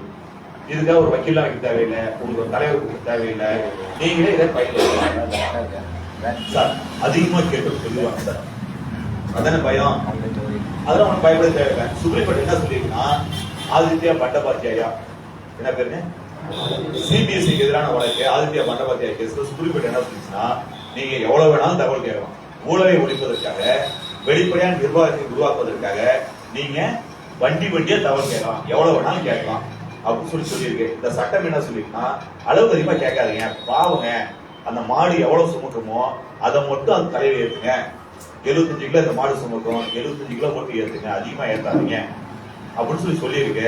சொல்லிட்டு கூடவே என்ன சொல்லுதுன்னா அளவுக்கு அதிகமான தகவல் ஏதாவது சந்தேகம் இருந்துச்சுன்னா எடை போட்டு பாருங்கன்னு சொல்லுது. எப்படி எடை போடுறது அப்படின்னா ஒரு அரசாங்க ஆபீஸ்ல அங்க வேலை செய்யற எல்லா வேலைக்காரனும் சேர்ந்து நீங்க கேட்ட அந்த 10 ரூபா ஸ்டாம்புக்கு ஒரு நாள்ல 3/4 நேரத்தை இந்த ஒத்த பேப்பருக்கு செலவு பண்ணாதான் தகவல் தர முடியும்னா அது அளவுக்கு அதிகமான தகவல். ஒரு நாள் முழுசும் அந்த ஆபீஸ்ல எல்லா பவியும் சேர்ந்து இந்த ஒத்த பேப்பருக்கு ரெக்கார்டு தேர்ந்த அளவுக்கு வேலையை வச்சீங்கன்னா அது அளவுக்கு அதிகமான தகவல். நாம கேட்கறது அப்படியே கேட்க போறோம், 5 நிமிஷம் 10 நிமிஷம் எடுத்து கொடுத்துடலாம்ல. ஒருவேளை அந்த ஆபீஸ்ல ஊழல் நடந்திருந்தா நீங்க அளவுக்கு அதிகமா கூட கேட்கலாம், வண்டியா கேட்கலாம், டன்னா கேட்கலாம், எவ்வளவு வேணாலும் கேட்கலாம்.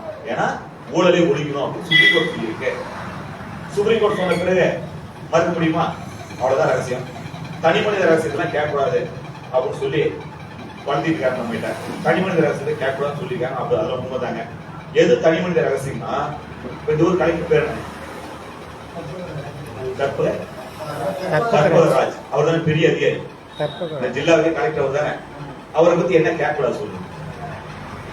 கற்பராஜ் பேர் என்னன்னு கேட்கலாமா? கலைப்பட பேர் என்ன அப்படின்னு கேட்கலாமா? அவங்க அப்பா பேர் என்னன்னு கேட்கலாமா? அவங்க பொண்டாடி பேர் என்னன்னு கேட்கலாமா? என்ன கேட்க கூடாது, ஆனா கேட்கலாம். ஏன்னா எஸ்ஆர் புத்தகத்துல பணிப்பதிவேட்டில் ஒரு மனைவி பேர் என்னன்னு சொல்லியிருக்காரு.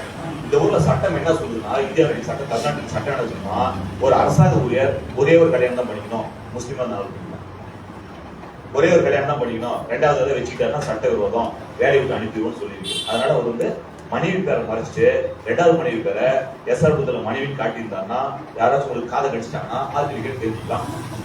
சரி, கலெக்டர் உடம்புல இருக்கிற மச்சத்தெல்லாம் மாற்றி வைக்கலாமா? உடம்புல என்ன மச்சம் இருக்கு, அவங்க ஆத்து நீர் பிடிக்காது, தப்பா தெரியல உங்களுக்கு.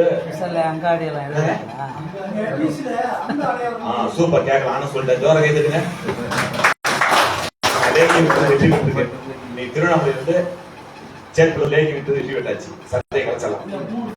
வந்தால அடுத்த ஒரு கேள்வி, திருவண்ணாமலை கலெக்டர்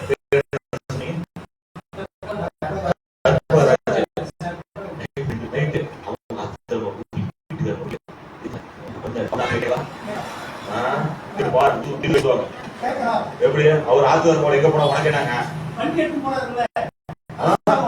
யாரு அவங்க? யாரு அப்பவும் தோண்டி யார் அப்பவும் தோண்டி வந்தாச்சா? ஒரு கலெக்டர் நைட் 10 மணிக்கு மேல வீட்டுக்கு வந்து எங்க போனாருன்னே கேட்கலாம்னா அதுவே தனிமனித தகவல். நீங்க தான் கேட்கலாம், இந்த சட்டம் எவ்வளவு நல்லா சட்டம், கவர்னருக்கு போனான்னு கேட்கலாமா? டிஜிபி போனான்னு கேட்கலாமா? 24 மணி நேரம் வேலை செய்யற பசங்க எங்க நைட்டு போனான்னு கேட்கலாம். ஆனா ஆனா ஆனா ஆனா அவங்க வீட்டுக்காரங்க எங்க போச்சுன்னு கேட்கறது யாருக்கும் அதிகாரம் இல்ல.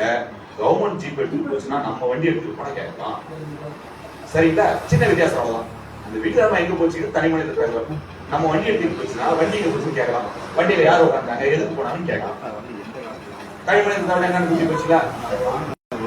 இதெல்லாம் யாரை பார்த்து கேட்கக்கூடாது பார்த்தா, யாரை பார்த்து கேட்கக்கூடாது பார்த்தா ராணுவத்தை பார்த்து கேட்கக்கூடாது.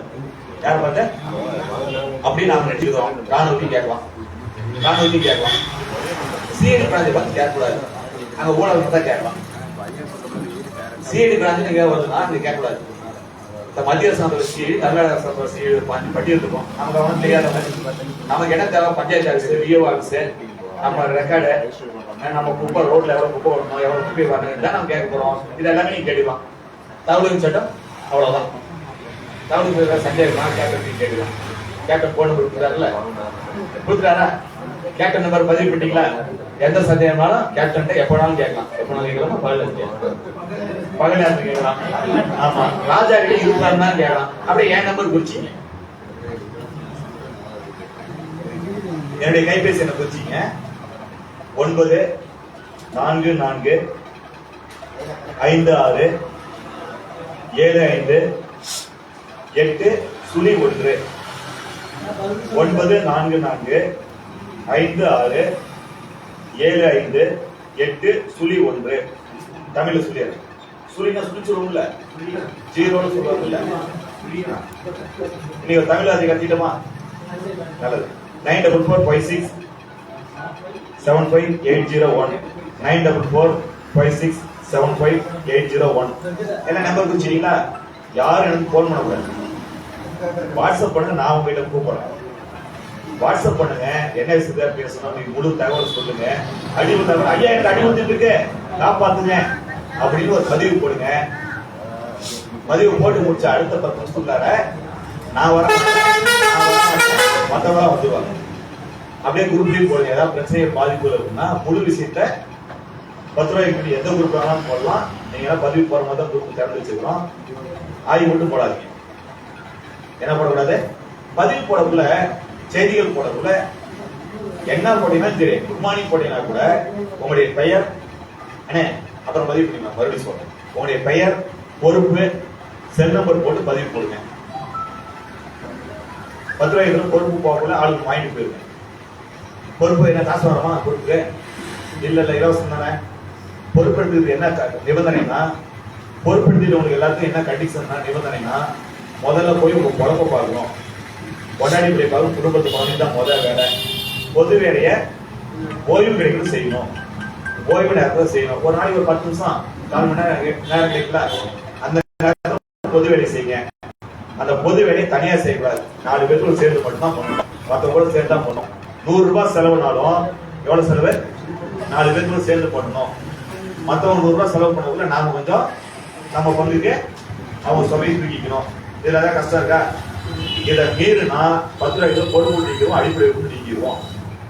ஓய்வு பெற்றவர்கள் 3 நேரம் வேலையை செய்யலாம். ரிட்டையர்ட் ஆயிட்டோம், எங்களுக்கு பொருளாதார பிரச்சனை இல்லை, வீட்டில் திட்ட மாட்டாங்க அப்படின்னு சொல்றவங்கன்னா முழு நேரம் 10 ரூபாய்க்கு வேலையை செய்யலாம். நானும் முழு நேரம் வேலையை செய்ய மாட்டேன். நாளைக்கு காலையில் கோர்ட்டுக்கு போயிடுவேன், போன் பண்ணா எடுக்க மாட்டேன். நாளைக்கு சாயந்தரமா கூப்பிட்டு எல்லாத்தையும் கேட்பேன். புரியுதுங்களா? பொறுப்பு என்ன நினைக்கிட்ட, நீ விரும்புற பொறுப்பு எடுத்துக்கலாம், தொடர்ந்து நீங்க செய்யலாம். நீ விரும்புவரை பொறுப்பேறலாம். இங்க ஒரு மாநில துணை பொதுச்செயலாளர் நம்ம 10 ரூபாய்க்கு வாழ்நாள் மாநில துணை பொதுச்செயலாளர் தெஸ்மா வீரபாண்டியன். எவ்வளவு நாளைக்கு அவர் பொதுச்செயலாளர், துணை பொதுச்செயலாளர்? அவர் வாழ்நாள் வரைக்கும் மாநில துணை பொதுச்செயலாளர். அவருக்கு எனக்கு போர் அடிச்சு போச்சுன்னா வேற பொறுப்பு கேட்டு வாங்கிக்குவார். அவர் பொறுப்பை கேட்டு எடுத்துக்குவார். அது வரைக்கும் அவரை வாழ்நாள் வரைக்கும் இந்த பொறுப்பு இருப்பார். அந்த பொறுப்பு அவர் வாழ்நாள் வரைக்கும் இருப்பார். நீங்களும் வாழ்நாள் வரை பொறுப்பு இருக்க போறீங்க. மனு பண்ண பதில் விடன்னு ஒரு கேள்வி வருதுல்ல, பதில் வராதுங்க, வரவே வராது, சத்தியமா வராது. காலையில சத்தியம் பண்ணியே பாத்தீங்களா, நம்ம எப்படி ஒரு சேர் கேப் விட்டே உட்காந்துட்டாங்க. இது நமக்கு தெரியுது இல்ல. பென்ஷன் போடுறது நீங்க ஒரு முடிவு பண்ணிருந்தோம், கலெக்டர் பென்ஷன் போட போறேன், பதில் வராது, வரவே வராது, சத்தியமா வராது, எனக்கு தெரியும். வர வைக்காம விட மாட்டேன், வர வைக்காம விட மாட்டேன், பதில் வாங்க விட மாட்டேன் அப்படின்னு சத்தியம் பண்ணிடணும். கங்கணம் கட்டிக்கணும், அப்புறம் தான் பேப்பர் பேனாவே எடுக்கணும். கலெக்டர் சொல்லி ஒரு மனு கொடுத்தீங்க, என் ஊருக்கு ரோடு கொடுப்பாங்க, ஒரு மனு கொடுத்தீங்க, பதில் தான் வராது இல்ல, நமக்கு தான் தெரியும்ல. மனுவை கொடுத்துட்டு 1 வாரம் கழிச்சு 10 நாள் கழிச்சு ஒரு லவ் லெட்டர் வந்துடும். என்ன லெட்டர்? ஏப்பா கலெக்டர், போன மாசம் 1ஆம் தேதி உனக்கு ஒரு லவ் லெட்டர் அனுப்புனேன், என்ன புடிக்க கத்த கட்டுன்னு சொல்லு அப்படின்னு ஒரு ஆர்டிஐ. என்ன மனு? தகவல் சட்டம் மனு. கொஞ்சம் கண்ணியமா, நான் சொன்ன மாதிரி இல்லாம கண்ணியமா அனுபவ பேர்லாம் போட்டு போன மாசம் 1ஆம் தேதி மாவட்ட ஆட்சியர் ஒரு மனு கொடுத்தேன். அந்த மனுவை இது கூட ஜெராக்ஸ் இணைச்சிருக்கிறேன். அந்த மனுவை இது கூட ஜெராக்ஸ் இணைச்சிருக்கிறேன். கட்டாயம் ஒரு ஜெராக்ஸ் வச்சிருக்கேன், நடவடிக்கை எடுக்க வைக்கணும்ல. ஏன்னா உங்க மனு போய் எங்க அதிகம் தேடி கஷ்டப்படாது, வேலை ரொம்ப கஷ்டப்படாது இல்ல. போன இணைச்சிருக்கிறேன். இந்த மனு மீது தங்கள் அலுவலகத்தில் எடுக்கப்பட்ட நடவடிக்கைகள் தொடர்பான முழு கோப்புணர்கள் தகவலாக தேவை. அலுவலக குறிப்புகள் உட்பட 3 தாள் உட்பட. அது நான் 3 தாள் ஃபைல் ஒன்று போட்டுப்பாங்க, ஃபைல் வச்சிருப்பாங்க, ஃபைலுக்கு மேல ஒரு அட்டை வச்சிருப்பாங்க, அது பேர் 3 தாள் உட்பட முழு கோப்புணர்கள் தேவை. அலுவலக குறிப்பு என்னன்னா, கலெக்டர் மனு கொடுத்தீங்க, கலெக்டர் அந்த மனு வாங்க என்ன பண்ணுவாரு, சைட்ல ஒரு திருப்பாரு, வீடியோ சேட் பட் என்ன பாரு அப்படின்னு ஒரு திருப்பி கொடுத்தாரா, வீடியோ சேட் பண்ணி எழுதி கைது போட்டுருப்பாரு, வீடியோ சேட் பண்ணது கொடுத்துருப்பாரு. அந்த வீடியோ சேட் பண்ணி வாங்கி என்ன பண்ணிருப்பாரு, செக்ஷன் கிளர்க் கிட்ட கொடுத்துருப்பாரு. செக்ஷன் கிளர்க் என்ன பண்ணுவாரு, நோட்ஸ் எழுதுவாரு. ஐயா ரோடு போட சொல்லி கேட்டிருக்காங்க, ரோடு போறதுக்கு பணம் வேணும், அதுக்கு முன்னாடி எஸ்டிமேட் போடணும், இதை என்ஜினியரிங் செக்ஷன் அனுப்பி கருத்துரு பெற வேண்டும் அப்படின்னு எழுதுவாரு. இந்த ஃபைல் என்ஜினியரிங் செக்ஷனுக்கு போகும், கண் பதிவுல பதிவு பண்ணுவாங்க, பதிவேடுகளை பதிவு பண்ணாங்க. அது ஒவ்வொரு குறிப்பும் அலுவலக குறிப்போடு வந்துட்டே நோட்ஸ் எழுதிட்டே இருப்பாங்க, ஒரு நோட் பேப்பர் போட்டு எழுதிட்டே இருப்பாங்க. கடைசியா ஒரு உத்தரவு போடுறது நிறைய குறிப்பு எழுதும், ஜாதக குறிப்புலாம் எழுதுவாங்க. நாம என்ன கேட்டோம், அலுவலக குறிப்பு உட்பட சொல்லிட்டோமா, கடைசியா நமக்கு ஒரு பதில் வரல, ரோடு போட முடியாது சொல்லியிருப்பாங்க. என்ன சொல்லியிருப்பாங்க, காசு இல்ல, துட்டு லேருமா, அப்பா துட்டு தரல, மோடி துட்டு தரல, காசு இல்ல, எதிர்வரும் நிதியாண்டில் நிதி பெற்று முன்னுரிமை அடிப்படையில் சாலை அமைக்கும் பணி செய்து கொடுக்கப்படும். இதுதான் எல்லாத்துக்கும் தர சுண்டல், எல்லாத்துக்கும் தர அல்வா. ஆனா நாம என்ன கேட்கிறோம், முழு கோப்புணர் தேவை, அலுவலக குறிப்பு கூட 3 தாள் உட்பட கேட்டோமா. முழு கோப்புணர்ல என்ன வரும்னா, எதிரி செக்ஷன் அனுப்பு, எஸ்டிமேட் போடுமா, எதிரி செக்ஷனுக்கு போவோம், அவன் ரோட அந்த ஏரியா போய் பார்ப்பான், ரோடு பண்ணா எவ்வளவு செலவாகும், ரோடு எவ்வளவு அகலம் இருக்கு, எவ்வளவு நீளம் இருக்கு, எந்த வழியா போகுது, அது அரசாங்க நிலமா, புறம்போக்கு நிலமா, அதுல அடுத்தவங்க பட்டா நிலம் வருதா, வனத்துறை நிலமா, அதுல சட்ட சிக்கல் இருக்கா, இவ்வளவையும் எழுதியிருப்போம். இப்ப நமக்கு அந்த ரோடு போட முடியுமா முடியாத தெரிஞ்சு போச்சா. அதுக்கடுத்து நம்ம என்ன பண்ணுவோம்னா, ஏய் தம்பி காசு வாங்கிட்டு தான் இல்ல, எம்பி பண்றதுக்குல்ல போடு, எம்எல்ஏ பண்றதுக்குல்ல போடு, மத்திய அரசு நிதி இருக்குல்ல, மானிய நிதி இருக்குல்ல, நபார்டு நிதி இருக்குல்ல, உலக வங்கிட்ட கடன் வாங்கல, பிச்சை எடுத்தல, நிலையம் அடமனாச்சல்ல, அதுக்கு போடு அப்படின்னு நாம விரட்டலாம். எம்எல்ஏ ஒரு லெட்டர் எழுதலாம், தம்பி உன் நிதி அந்த ரோடு போட்டு கொடு, எம்பிக்கு ஒரு லெட்டர், தம்பி எம்பி ஃபண்ட்ல இருந்து ரோடு போடுது கூட பாரு, எஸ்டிமேட் எல்லாம் போட்டு பக்காவா வச்சிருக்கிறோம், 15 லட்சம் ரூபாய் ரோடு போடலாம், எஸ்டிமேட் காப்பிலாம் இருக்கு போடி அப்படின்னு விடாம நீங்க கேட்பீங்களா? வேற நடக்குமா நடக்காதா? சரி எம்எல்ஏ ஃபண்ட் தரல, 15 கோடி பிச்சருக்கு வருவான்ல ஊருக்கு, எம்பி தரல பிச்சருக்கு வருவான்ல, புரியுங்களா? பக்கத்துல சொல்லுவீங்களா? இதெல்லாம் பொது பக்கத்துல சொல்லுங்க, வாட்ஸ்அப் பேஸ்புக்ல சொல்லிக்கிட்டே இருங்க. இப்ப சொல்லுங்க, உங்களுக்கு பதில் வருமா வராதா? ஆனா நமக்கு என்ன சிக்கல்னா, ஆக்கிரம் பட்டு ஒரு பெட்சன் கொடுத்தேன், யார் மதியானம் என்ன புலம்பிட்டு மதியானம் என்ன புலம்பிட்டு யாரு அப்படியே உட்காந்து கைட்டு நீங்க ஒரு மனு கையா இருக்குங்க, ஒரு மனு கலெக்டர் கொடுத்தோம், வீட்டுல போய் தூக்கிட்டோம், 2 வருஷமா பதில் வரும் பாத்துக்கலாம், வரவே வராது, இந்த ஜென்மத்துல வராது. இந்த மனு கொடுக்க கூட இன்னொரு விஷயத்தை வச்சுக்கீங்க, ஒரு அதிகாரி மனு கொடுக்க பதில் வராது. இந்த மனு என்ன பண்றீங்க, தயார் பண்ணல அப்படியே 5 மணி நேரம் சொல்ல முடியும். மனு தயார் பண்ணல லெட்டர் பேட் எடுத்துங்க, நம்ம இயக்க பொறுப்பாளர் எடுத்துங்க, லெட்டர் பேட் தாராளமா கம்ப்யூட்டர் டிசைன் பண்ணி ஒன்று வச்சுக்கீங்க. பெருனர் 3 வரி காலியா விட்டுங்க, 4 வரி காலியா விட்டுங்க, மனு முழுசா எல்லாம் எழுதி வச்சுட்டு கையெழுத்து போற இடத்துல காலியா விட்டுங்க, கையெழுத்து போடாதீங்க, நேரா ஜெராக்ஸ் வரைக்கும் போகும். உங்களுக்கு இந்த அதிகாரி மேல எவ்வளவு கோபம் இருக்கு அத்தனை ஜெராக்ஸ் இருக்கு, ரோடு போடுறதுக்கு ஒரு அதிகாரம் விட்டு அதிகாரியா, உங்க ஊருக்கு ரோடு போடணும், அதிகாரம் உள்ள அதிகாரியா, ரோடு போடுற அதிகாரம் உள்ள நெடுஞ்சாலைத்துறை, சரி அந்த ரோடு நெடுஞ்சாலைத்துறை நெடுஞ்சாலைத்துறைக்கு அதிகாரம் இருக்கு, பஞ்சாயத்து ரோட்டா பஞ்சாயத்து அதிகாரம் இருக்கு, சரி நெடுஞ்சாலை பஞ்சாயத்து ஓட்டு வச்சுக்குவோம், பஞ்சாயத்துல அதிகாரம் உள்ள யாரு? இப்ப நம்ம 50 ஜெராக்ஸ் போட்டோமா, ஒரு பேப்பர் எடுத்துங்க, எடுத்து பெருனர் அதிகாரம் உள்ள அதிகாரி யாரு? பிடிஓ செக் பண்ணி எழுதிட்டீங்க, இன்னொரு பேப்பர் எடுங்க, அடுத்து அதிகாரம் உள்ள பிடிஓ உள்ளாட்சி துறையில் அதிகாரம் உள்ள அதிகாரி பேர் சொல்லி கீழே இருந்து மேல வைக்கும், கீழே பஞ்சாயத்துல செயலாளர் அவருக்கு ஒரு மனு, தலைவர் அவருக்கு ஒரு மனு, வார்டு மெம்பர் பாவம் மன்னிச்சிருக்கேன், துணைத் தலைவர் மன்னிச்சிருக்கேன், வீடியோ அடுத்த வீடியோ பஞ்சாயத்து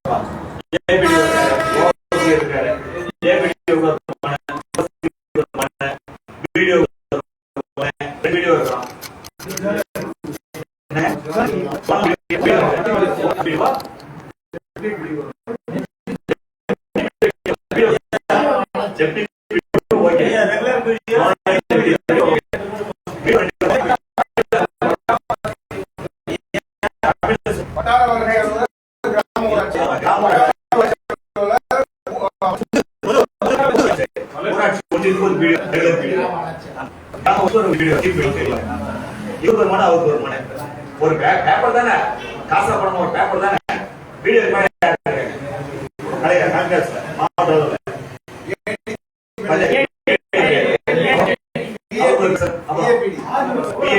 மாவட்ட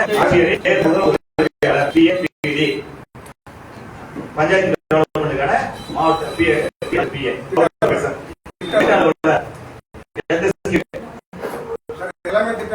டிஆர்டிஏ மாவட்ட வளர்ச்சி மாவட்ட ஊராட்சி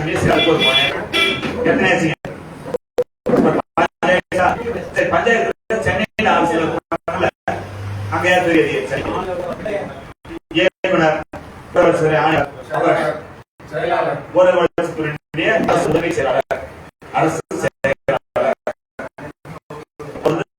கூடுதல் தலைமை அந்தஸ்துல இருக்காங்க, ஒவ்வொரு பேப்பர் எழுதியாச்சு. இப்ப நான் வந்துருச்சா, சரி ரோடு போடலன்னு வச்சுங்களேன், மக்கள் எல்லாம் ரோடு போய் உட்காந்தாங்கன்னா போலீஸ் போய் நிற்பாங்கல்ல, அதனால போலீஸ் கீழே மேல வைக்க inspector, DSP, SP, IG, DIG, DGP எல்லாத்துக்கும் எழுதியாச்சு. சரிங்க, இவனுக்கு மேல சென்னையில பெரிய அதிகாரிகள் இருப்பாங்கல்ல, உள்துறை செயலாளர், தலைமைச் செயலாளர், இவங்களுக்கு மந்திரி, தந்திரி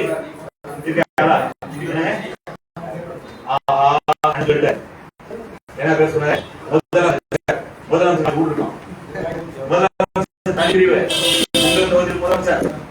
முதலமைச்சர் வீடு வந்து ஒரு கேம்ப் ஆஃபீஸ், வேற என்ன இருக்கு முதலமைச்சருக்கு? அவ்வளவுதான், ஒவ்வொன்றும் தனித்தனியா இருக்கீங்க.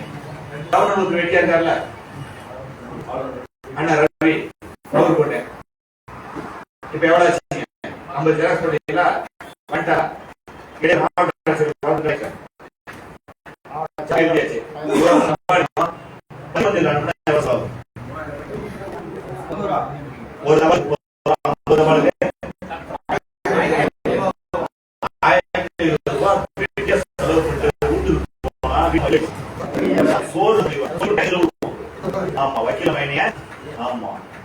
பிரியாணி பண்ணிடுவாங்க. அவ்வளவுதான் செலவு பண்ணாரு. ஒரே ஒரு அதிகாரிக்கு மட்டும் பதிவு தபால் அனுப்புவேன். மிச்சம் எல்லா தம்பிக்கும் சாதாரண தபால் அனுப்பி. என்ன தபால்? சாதாரண தபால் அனுப்பினா பதில் வராது சார். அப்படிதான் ஒரு பயம். சர்டிஃபிகேட் போஸ்ட் இல்ல. மன்மோகன் சிங் தூக்கி போயிட்டாரு. மன்மோகன் சிங் வீட்டுக்கு போக தந்தி மிஸ்ஸையும் சர்டிஃபிகேட் போஸ்ட் தூக்கி போயிட்டாரு. சாதாரண தபால் போஸ்ட் ஆஃபீஸ் மூலியமா 5 ரூபாய் செலவுல கவர் தருவாங்க. ஸ்டாம்ப் போட்டி கவரை போஸ்ட் ஆஃபீஸ்ல 5 ரூபாய்க்கு தருவாங்க. மளிகை கடையில போய் பெட்டிகடையில போய் கவர் கவர் 2 ரூபா ஆகுமா? 1 ரூபா 2 ரூபா செலவாதா? தபால் ஸ்டாம்ப் எடுத்து 5 ரூபா ஸ்டாம்ப் பண்ணுமா? நீங்க ரெண்டையும் சேர்த்து போஸ்ட் ஆஃபீஸ்ல 5 ரூபாய்க்கு கவர் வாங்கிக்கலாம். அந்த கவர்ல இது உள்ளார போட்டு யோசிக்காம படிக்காம அனுப்பிடுங்க. அதுக்கு முன்னாடி என்ன பண்ணா பச்சையில கைது போடணும். பெருநர் எழுதிட்டீங்கல்ல, ஆமா கையெழுத்து போட வச்சிருந்தீங்கல்ல, பச்சையில கையெழுத்து போட்டுங்க. போட்டு இதெல்லாம் ஒரு ஜெராக்ஸ் எடுத்து மறக்காம ஜெராக்ஸ் எடுத்து சாதாரண தபால் அனுப்பிங்க. இதுக்கு பதில் வராது, நீங்க பயப்பட தேவையில்லை. ஒரு சின்ன கேள்வி, கவர்னர் மளிகை இருக்குல்ல, கவர்னருக்கு ஒரு நாளைக்கு எவ்வளவு லெவல் வரும்? தபால் இந்த மாதிரி எவ்வளவு வரும்? கவர்னர் ஒரு 1000 தபால் 200 தபால் வரும். ஒவ்வொரு கலெக்டருக்கு எத்தனை தபால் வரும்?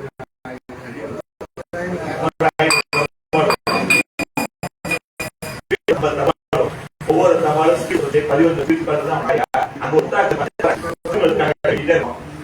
ஒரு முட்டாக்குல உட்காந்து ஒரு ஓய உட்காந்து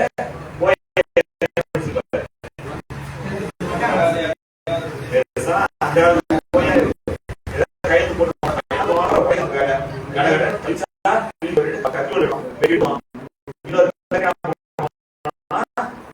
எடுத்து அடிச்சு ஒரு அட்டப்படி போடுவோம். ஒரு சீல் எடுப்பாரு,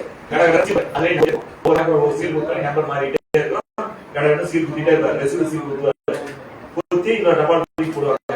அந்த என்ன பண்ணுவாங்கன்னா கவர்னர் மாளிகையில 2 பிரிப்பார், செக்ஷன் வரையா 2 பிரிப்பார், 3 பிரிப்பார். செக்ரட்டரியேட் போறதால மாவட்டத்துக்கு போறதெல்லாம் தனி, குப்பையெல்லாம் தனி. நம்ம கல்யாணத்துக்கு அனுப்பியிருப்போம், கல்யாணத்துக்கு அனுப்பியிருப்போம், கவர்னருக்கு வாழ்த்து மடல் அனுப்பியிருப்போம், நம்ம 10 ரூபாய்க்கு சட்டப்பயிற்சி சொல்லப்போ நம்ம அனுப்பியிருப்போம், புத்தகம் அனுப்பியிருப்போம். இதெல்லாம் நடவடிக்கை எடுக்க தேவையில்லாத கவர்னர் மாளிகை குப்பை. இதெல்லாம் தூக்கி தனியாக ஒரு டப்பால போட்டுருவோம். ஏன்னா அவங்க படிக்கிறதுல வேலை கிடையாது. கோரிக்கை மனு வந்திருக்கா, இது செக்ரட்டரியேட் போறதா மாவட்டத்துக்கு போறதா ஒண்ணு, செக்ரட்டரியேட் போறதா தனியாக ஒரு டப்பா, கலெக்டருக்கு போறதா தனியாக ஒரு டப்பா. 3 பிரிச்சுட்டா பிரிச்சோன்னா கலெக்டருக்கு போற டப்பா எடுப்போம். ஒரு கிளப் எடுத்துட்டு போய் எத்தனை மாவட்டம் இருக்கு தமிழ்நாட்டில்? 38 டப்பா இருக்கும். கடை எடுப்பான். நாமக்கல் ஊட்டி கூட்டி பிரமசம் பார்ப்பான். என்ன விஷயமா படிக்க மாட்டான். இது கலெக்டர் போற பிரச்சனை பாரு. திருவண்ணாமலை ஊட்டி போடு, போடு. அடுத்து டிபார்ட்மெண்ட் எடுத்து போவான். மீன் பிடிக்கிறது போடு, பஞ்சாயத்து போடு அப்படின்னு பிரிச்சிருவான். இப்ப நீ தெரியுதா 5 ஒடுக்கா வந்துச்சா? அப்படிதான் பதில் வந்துடும். கவர்னர் என்ன பண்ணுவானா, அவன் கண்டாசிய திருவண்ணாமலைக்கு 50 தபால் இருக்குன்னா 50 தபால் ஒட்டுக்கா எடுத்து, எப்பா திருவண்ணாமலை கலெக்டர் 50 பேர் வேலை வெட்டி இல்லாத ஊர்ல இருக்கிறோம், எனக்கு பென்ஷன் போடுறான், இந்த ரோடு போடுறது குப்பை வைக்கிறது தான் என் வேலையா, எனக்கு இங்க டான்ஸ் பார்க்கணும், சண்டை பண்ணணும், முதலமைச்சரோட சண்டை பண்ணணும், வம்பு இருக்கணும், இந்த வேலையெல்லாம் பார்க்கறதுக்கு இந்த ரோடு போறது இதெல்லாம் நான் பார்த்துட்டு இருக்கேன், இதெல்லாம் நீ பார்த்துக்கோ. பார்த்துட்டு என்னன்னு செஞ்சு முடிச்சுட்டு எனக்கு பதில் சொல்லு. என்னன்னு செஞ்சு முடிச்சுட்டு பதில் சொல்லு. பென்ஷன் போட்ட விவசாயி மூர்த்திக்கு பதில் சொல்லிட்டு அந்த பதில் எனக்கு சொல்லு அப்படின்னு கவர்னர் பாலியிலிருந்து 50 தபால் ஒரே கவர்ல போட்டு நீங்க அனுப்பிடுவோம். 50 தபாலும் கலெக்டர் சொல்லுவோம். நமக்கு ஒரு பதில் வரும், எப்ப அவன் பென்ஷன் கலெக்டர் அனுப்பிட்டேன், இனிமேல் எங்க வராது, கவர்னர்ல வராது, நாங்க டான்ஸ் பார்ப்போம், பலநாடி பார்ப்போம். அதை விட்டு ஊருக்கு ஒரு ரோடு போதாங்க காலியா கலெக்டர் பிடிச்சிய அப்படின்னு கலெக்டர் அரசு 50 தபால் வந்துடும். நமக்கு கடிதாசு வந்துடும். வல்லனா வர வச்சுக்கலாம். இப்ப கலெக்டர் வந்தா கலெக்டர் இந்த தபாலை பார்த்தோன்னே உடனே ரோடு கொடுத்துருவாரா? கவர்னரே அனுப்பிட்டு மூர்த்தி பதில் சொல்லி அப்படி அவருக்கு வீடியோ கிடைச்சிருப்பாரு. வீடியோ என்ன பண்ணுவாரு, தூக்கி போட்டு மேல உட்காந்து. ஓகேவா?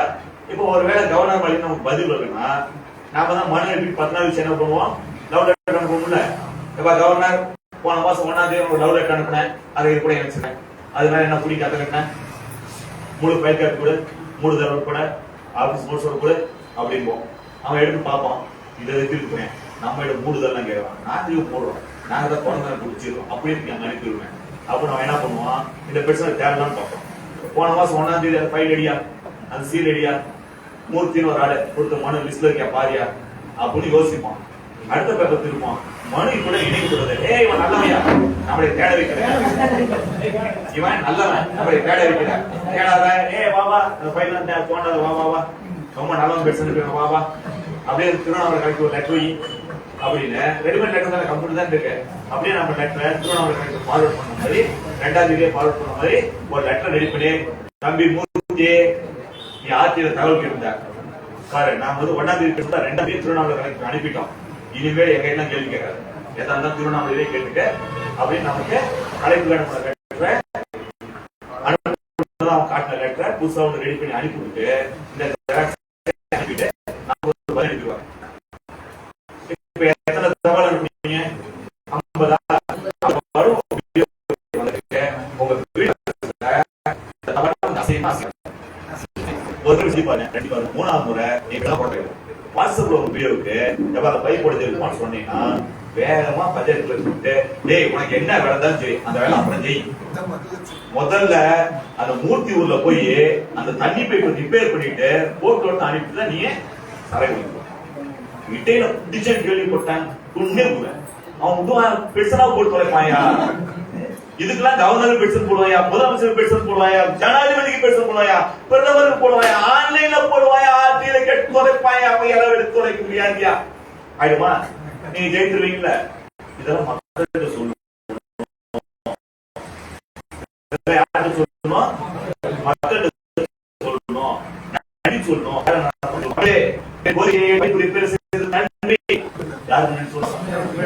எக்காரணம் பஞ்சாயத்துல சொல்லக்கூடாது. ஆமா, கூடாது. இத சொல்ல முடியும். நீ தலைவன் மாறிட்டியா? உன்னை காலையில ஆரம்பிக்கலான்னு சொன்னேன், உனக்கு நீ தான் தலைவன் சொன்னா 10 முறை நீ ஜெயித்த உடனே இதை மக்கள்கிட்ட சொல்லக்குள்ள இனிமேல் உங்க ஊர்ல பேசினா மக்கள் பஞ்சாயத்து சொல்லுவாங்களா?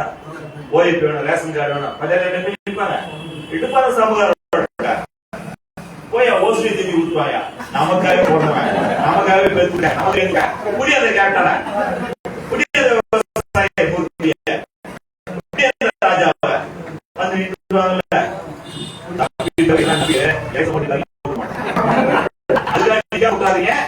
அடுத்த தேர்தலில் நீங்க எல்லாம் சட்டமன்ற தேர்தல், நாடாளுமன்ற தேர்தல் 10 ரூபாய்க்கு தேர்தல் நிக்காது. சொன்னா பஞ்சாயத்து நிக்க தேர்தல் நிக்கணும், போய் நிக்கணும்.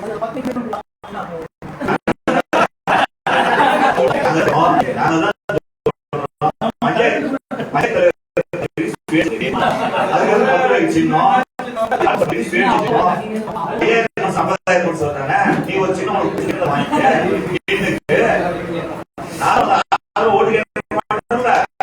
மதுரை ஆதரிக்கிறது எத்தனை பேர் உனக்கு ஓட்டு போறாங்க பாரு, கால் போட மாட்டாங்க. இது எதுக்காக சொல்லணும் அப்படின்னா, வணக்கம் வணக்கம், எதுக்காக சொல்லணும் அப்படின்னா, எதுக்காக எலெக்ஷன் சொல்றோம்னா கேள்வி கேட்டல யார் அடிக்க ஒரு கேள்வி வரும். அடுத்த தேர்தல் முடிஞ்ச பிறகு புதுசா ஒரு பஞ்சாயத்துல கேட்பான், ஒரு முறை எலெக்ஷன் நின்று பாரியா, எவ்வளவு கஷ்டம் தெரியா அப்படிமா. நாம என்ன பண்ணி சொல்ல போறோம், நான் எலெக்ஷன் நிக்கிறேன், யாராவது ஓட்டு போடுறாரு, எலெக்ஷன் நிக்கிறேன், பஞ்சாயத்துல நான் நின்றுக்கிறேன், தயவு செஞ்சு எனக்கு அவன் ஓட்டு போடுறாத, ஓட்டு போட்ட லஞ்சம் வாங்காம ஊழல் இல்லாம இந்த பஞ்சாயத்து எவனுக்கு ஓட்டு போடுவானா? பஞ்சாயத்துல ஓட்டு காசு கொடுத்து செலவு பண்ணி அங்க போய் உட்காருவான். நாம தான் இந்த ஓட்டு சாத்திர அடுத்த எலெக்ஷன் நிக்கிற பஞ்சாயத்துல ஒரு பயம் வரும். ஏற்கனவே இந்த பஞ்சாயத்துல ஓட்டு பென்ஷன் போட்டு சந்தி சிரிக்க வச்சு அதனால அழுவ வச்சு அதனால பைத்தியமாக்கி வச்சிருந்தாங்க. இனிமேல் காசு கொடுத்தலாம் ஓட்டு செலவு பண்ணிலாம் தலைவர் எலெக்ஷன் நிக்க கூடாது. தலைவர் பதவிக்கு நிக்கிறோம், மக்கள் ஓட்டு போட்டு தேர்ந்தெடுக்கிறோம், இல்லனா காசு கொடுத்தலாம் வேணாம், அங்க சம்பாதிக்கவே வேணாம், இந்த பதவி வச்சு பேரை வச்சு ஊர்ல பெரிய மனுஷனா நான் அடிச்சுக்கிறேன் போதும் அப்படின்னு நினைக்கிற அளவுக்கு ஒரு மாற்றத்தை உங்களால உருவாக்க முடியும். இந்த மாற்றம் வந்துச்சுன்னா ஒரு நல்லது நடக்கும்ல, நல்லது நடக்கும்ல. 50 லட்சம் செலவு பண்ணா எடுக்க முயற்சி பண்ணோம், செலவு பண்ணா இவனை போய் ஓட்டு காசு தராதுன்னு சொன்னா கேட்க மாட்டான். மக்கள்கிட்ட போய் காசு வாங்காதீங்கன்னு சொன்னீங்கன்னா உங்களை அடிச்சுக்கணும், உங்களே கட்டி அடிப்பேன். இந்த சமூக அறநிலைய வீட்டு வர 500 ரூபாய்க்கு எடுத்துக்கலாம். எங்க ஊர்ல 4 ஓட்டுக்கு 2000 ரூபாய் வந்துருக்கும். மூட்டுக்கு எடுத்துட்டான் அவன், ஓட்டுக்கு 2000 ரூபாய் கொடுத்தான், 4 ஓட்டு 8000 ரூபாய் வந்துருக்கும், எடுத்துட்டான். நான் 2 பேருக்கு ஓட்டு காசு வாங்கிட்டு ஓட்டை பிடிச்சி இவனுக்கு 2 ஓட்டு அவனுக்கு 2 ஓட்டு போட்டு 2 பேருக்கு காசு வாங்குவேன். இவன் பண்ண வேலை. ஆமா, அதனால நீங்க உருவாக்கிட்டீங்கன்னா உங்க ஊர் நல்ல ஊரா மாறும். இத செய்யறதுக்கு நமக்கு நேரம் இல்லை, பொறுமை இல்லை. நானே என்ன வேலை செய்யறேன் அடம்பிடிச்சுட்டே இருக்கும். இப்ப சொல்ல மனுக்கு பதில் வருமா வராதா? வரும். இந்த மனு எல்லாத்தையும் மக்களுக்கு கொண்டு போய் சேர்க்கணும். நீங்க போட்ட பெட்ஸ் எல்லாத்தையும் 50 பெட்ஸ் போட்டீங்கல்ல, அதை என்ன பண்ணணும்னா காலையில வேலை கிளம்ப உள்ள ஆனா என்ன வேலைக்கு போறீங்க? நீ உட்காந்து போலீங்க. நீங்க என்ன வேலை செய்றீங்க? விவசாயம் பண்றாரு அண்ணா. காலையில பயிர் என்ன பண்றீங்க? நெல் போட்டீங்க. காலையில எத்தனை மணிக்கு தண்ணி கட்டுவீங்க? காலையில எத்தனை மணிக்கு தண்ணி எடுத்து கேட்கல. 5 மணிக்கு மோட்டர் போட்டு வீட்டுக்கு வருவாரு. இடையில என்ன மோட்டர் போட்டது சும்மா தான் இருப்பீங்க, வெட்டியா தான் இருந்து காத்து வாங்கிட்டு இருப்பீங்க. அப்படியே மொபைல் எடுங்க. நேற்று 50 பெட்ஸ் நடந்தீங்களா? அதான் வாட்ஸ்அப் செல்ல காப்பி எடுத்து சொல்றீங்கல்ல, ஒரு பெட்ஸ் எடுங்க. ஒத்தையா ரெட்டி எப்படிங்க? யார் பெட்ஸ் இருந்தது எடுத்ததுல 50 பெட்ஸ் நடந்தீங்கல்ல, ஒரு பெட்ஸ் எடுங்க. எந்த பெட்ஸ் வருதுன்னு சொல்லுங்க. வீடியோ கொஞ்சம் மேல சொன்னேன், கொஞ்சம் மேல சொன்னேன், இன்னும் கொஞ்சம் மேல சொன்னேன். முதலமைச்சர் போட்ட பெட்ஸ் கைக்கு வந்துருச்சு. ரோடு போட்டு முதலமைச்சர் போட்ட பெட்ஸ் கைக்கு வந்துருச்சு. வாட்ஸ்அப்ல 2 வரை டைப் பண்ணுங்க. தமிழக முதல்வர் அவர்களே, எங்க ஊருக்கு ரோடு இல்லாத உனக்கு தெரியாம என்ன பண்ணிட்டு இருக்க? ரோடு போட்டு தரையே இல்லையா? மக்களை போராட தூண்டாதே. 50 ஆண்டு காலமான ரோடு இல்லாம எவ்வளவு கஷ்டப்பட்டு கொண்டு இருக்காங்க தெரியுமா? அவ்வளவு 4 வரை டைப் பண்ணி சட்டமீறல் இல்லாமல், செல்வகுமார் சட்டமீறல் இல்லாமல், என்ன மீறல் இல்லாம நான் ஒரு ஃப்ளோல பேசிட்டு நான் சொன்ன மாதிரி இருக்காது. சட்டமீறல் இல்லாம கெஞ்சாம மிரட்டாம மக்கள் பற்றி 4 வரை டைப் பண்ணி அந்த ஒரு ரோடு வேணுங்கிறத தமிழக முதல்வர் கோரிக்கையை வச்சு ஒரு செய்தியை டைப் பண்ணி போட்டுட்டு அந்த மனுவை அப்படியே எடுத்து நான் சொல்ல மனு அனுப்பியிருக்கிறேன். யாருக்கு மனு அனுப்பியிருக்கிறேன்? முதலமைச்சருக்கு அனுப்பியிருக்கிறேன் அப்படிங்கிறத உங்க ஊர்ல இருக்கிற வாட்ஸ்அப் குரூப்ல போட்டுவிடுங்க. எத்தனை குரூப் இருக்கு உங்க ஊர்ல? வாட்ஸ்அப் குரூப் எத்தனை இருக்கு உங்க ஊர்ல? 10 குரூப் இருக்குமா? 10 குரூப்லையும் போட்டு விடுங்க. ஊர்ல எல்லாத்துக்கும் போயிருமா? சரி, காலையில் தண்ணி கட்டியாச்சு. சாப்பாடு டைம் எத்தனை மணிக்கு கொடுத்து போறீங்க? எனக்கு காலை சாப்பாடு 8:30 மணிக்கு. சோறு திண்டு என்ன பண்ணுவீங்க? அடுத்து மாடு கடை பார்க்க போறீங்க. ஒரு 5 நிமிஷம் கேப் கிடைக்கும்ல, அந்த 5 நிமிஷம் கேப்ல 50 பெட்ஸ் ஒரு பெட்ஸ் எடுங்க. இப்ப யாரும் வராங்க? இப்ப எந்த பெட்ஸ் எடுத்து வீடியோ சொன்னா கொண்டு போடுவேன். ஆளுநர் யார் சொன்ன? ஜோரா கை தட்டுங்க. ரவி அவர்களே, பரதநாட்டியம் பார்த்தது போதும், எங்கள் ஊருக்கு ரோடு போட்டு தராம நீ என்ன நாட்டியம் பார்த்து கொண்டு இருக்கிற? அது ரோடு போட்டு கொடுப்போ அப்படின்னு ஒரு 4 டைலாக் டைப் பண்ணி அப்படின்னு சொல்றாரு. கொஞ்சம் கண்டிப்பா நாகரிகமா இந்த கோரிக்கையை வாட்ஸ்அப்ல போட்டுருங்க. இன்னும் எத்தனை இருக்கு? ஒரு வாரத்துக்கு தாங்க சரக்கு. இந்த ஒரு வாரம் உங்க ஊருக்காரன் உங்க வாட்ஸ்அப் நம்பரை பார்த்தா இந்த ஆளுக்கு கொல்ல தாங்க முடியாது. எப்ப பார்த்தா ரோடு போட்டு கேட்டுக்கலாம். சுடுகாட்டுக்கு காம்பவுண்ட் சோறு கட்டுன்னு கேட்கறான், தண்ணி இல்லைன்னு கேட்கறான். எப்ப பார்த்தாலும் பொதுமக்கள் சேவை பேசுறதுனால வேற வேலையே இல்லையா அப்படின்னு நினைப்பாங்க தானே? அப்படிலாம் நினைக்க மாட்டான். ஊர்ல எவனுமே கேட்க மாட்டான். இந்த ஒரு ஆள் பாருங்க, நம்ம பிரச்சனை பேசிட்டே இருக்காங்க நினைப்பாங்கல்ல. இந்த ரோடு ஒரு 6 மாசத்துக்கு போட்டுருவாங்க. போட வைக்க முடியும். போட வச்ச பிறகு முதல்ல தமிழக அரசு நினைச்சுங்க. தமிழக அரசே, என்னுடைய கோரிக்கையை ஏற்று எங்கள் ஊருக்கு ரோடு போட்டு கொடுத்த தமிழக அரசுக்கு நன்றி. ஒரு 6 கோடி நன்றி ஏசப்பான். அவ்வளவு செய்தி போடுங்க. திரும்ப 4 பேர் சொல்லுங்க. ரோடு போடவும் போய் நில்லுங்க. என்னுடைய கோரிக்கை ஏற்று போடப்பட்ட ரோடு தெரியுமா? எவ்வளவு நல்லா இருக்கும். நல்லா இருக்குமா நடக்காதா? இப்ப இந்த ஊர்ல நீங்க தலைவனா மாறிவில்ல, மாற மாட்டீங்க. மதுரைக்கு ஒரு செய்தி திரும்ப சொல்லுது. தலைவனாக ஒரே ஒரு வழி இருக்கு. உங்க ஊருக்கு ஆர்டி போட்டு பாருங்க, அடி ஊருக்கு தலைவனா இருக்கீங்க. உங்க ஊர்ல பெட்ரோல் போட்டு பாருங்க, ஊர்ல இருக்கிற எல்லா பஞ்சாயத்து பண்ணி ஜெயில வீட்டு வாசல் 4 தீர்த்து திட்டம், நீ தலைவனா இருக்கு. அவ்வளவுதான் தலைவனா இருக்க வழி. அதுக்கு பிறகு இந்த பைத்தியம் தெரியாது. ஊரை சரி பண்ணி ஒரு 5 நிமிஷம் லைவ்ல ஆஃப்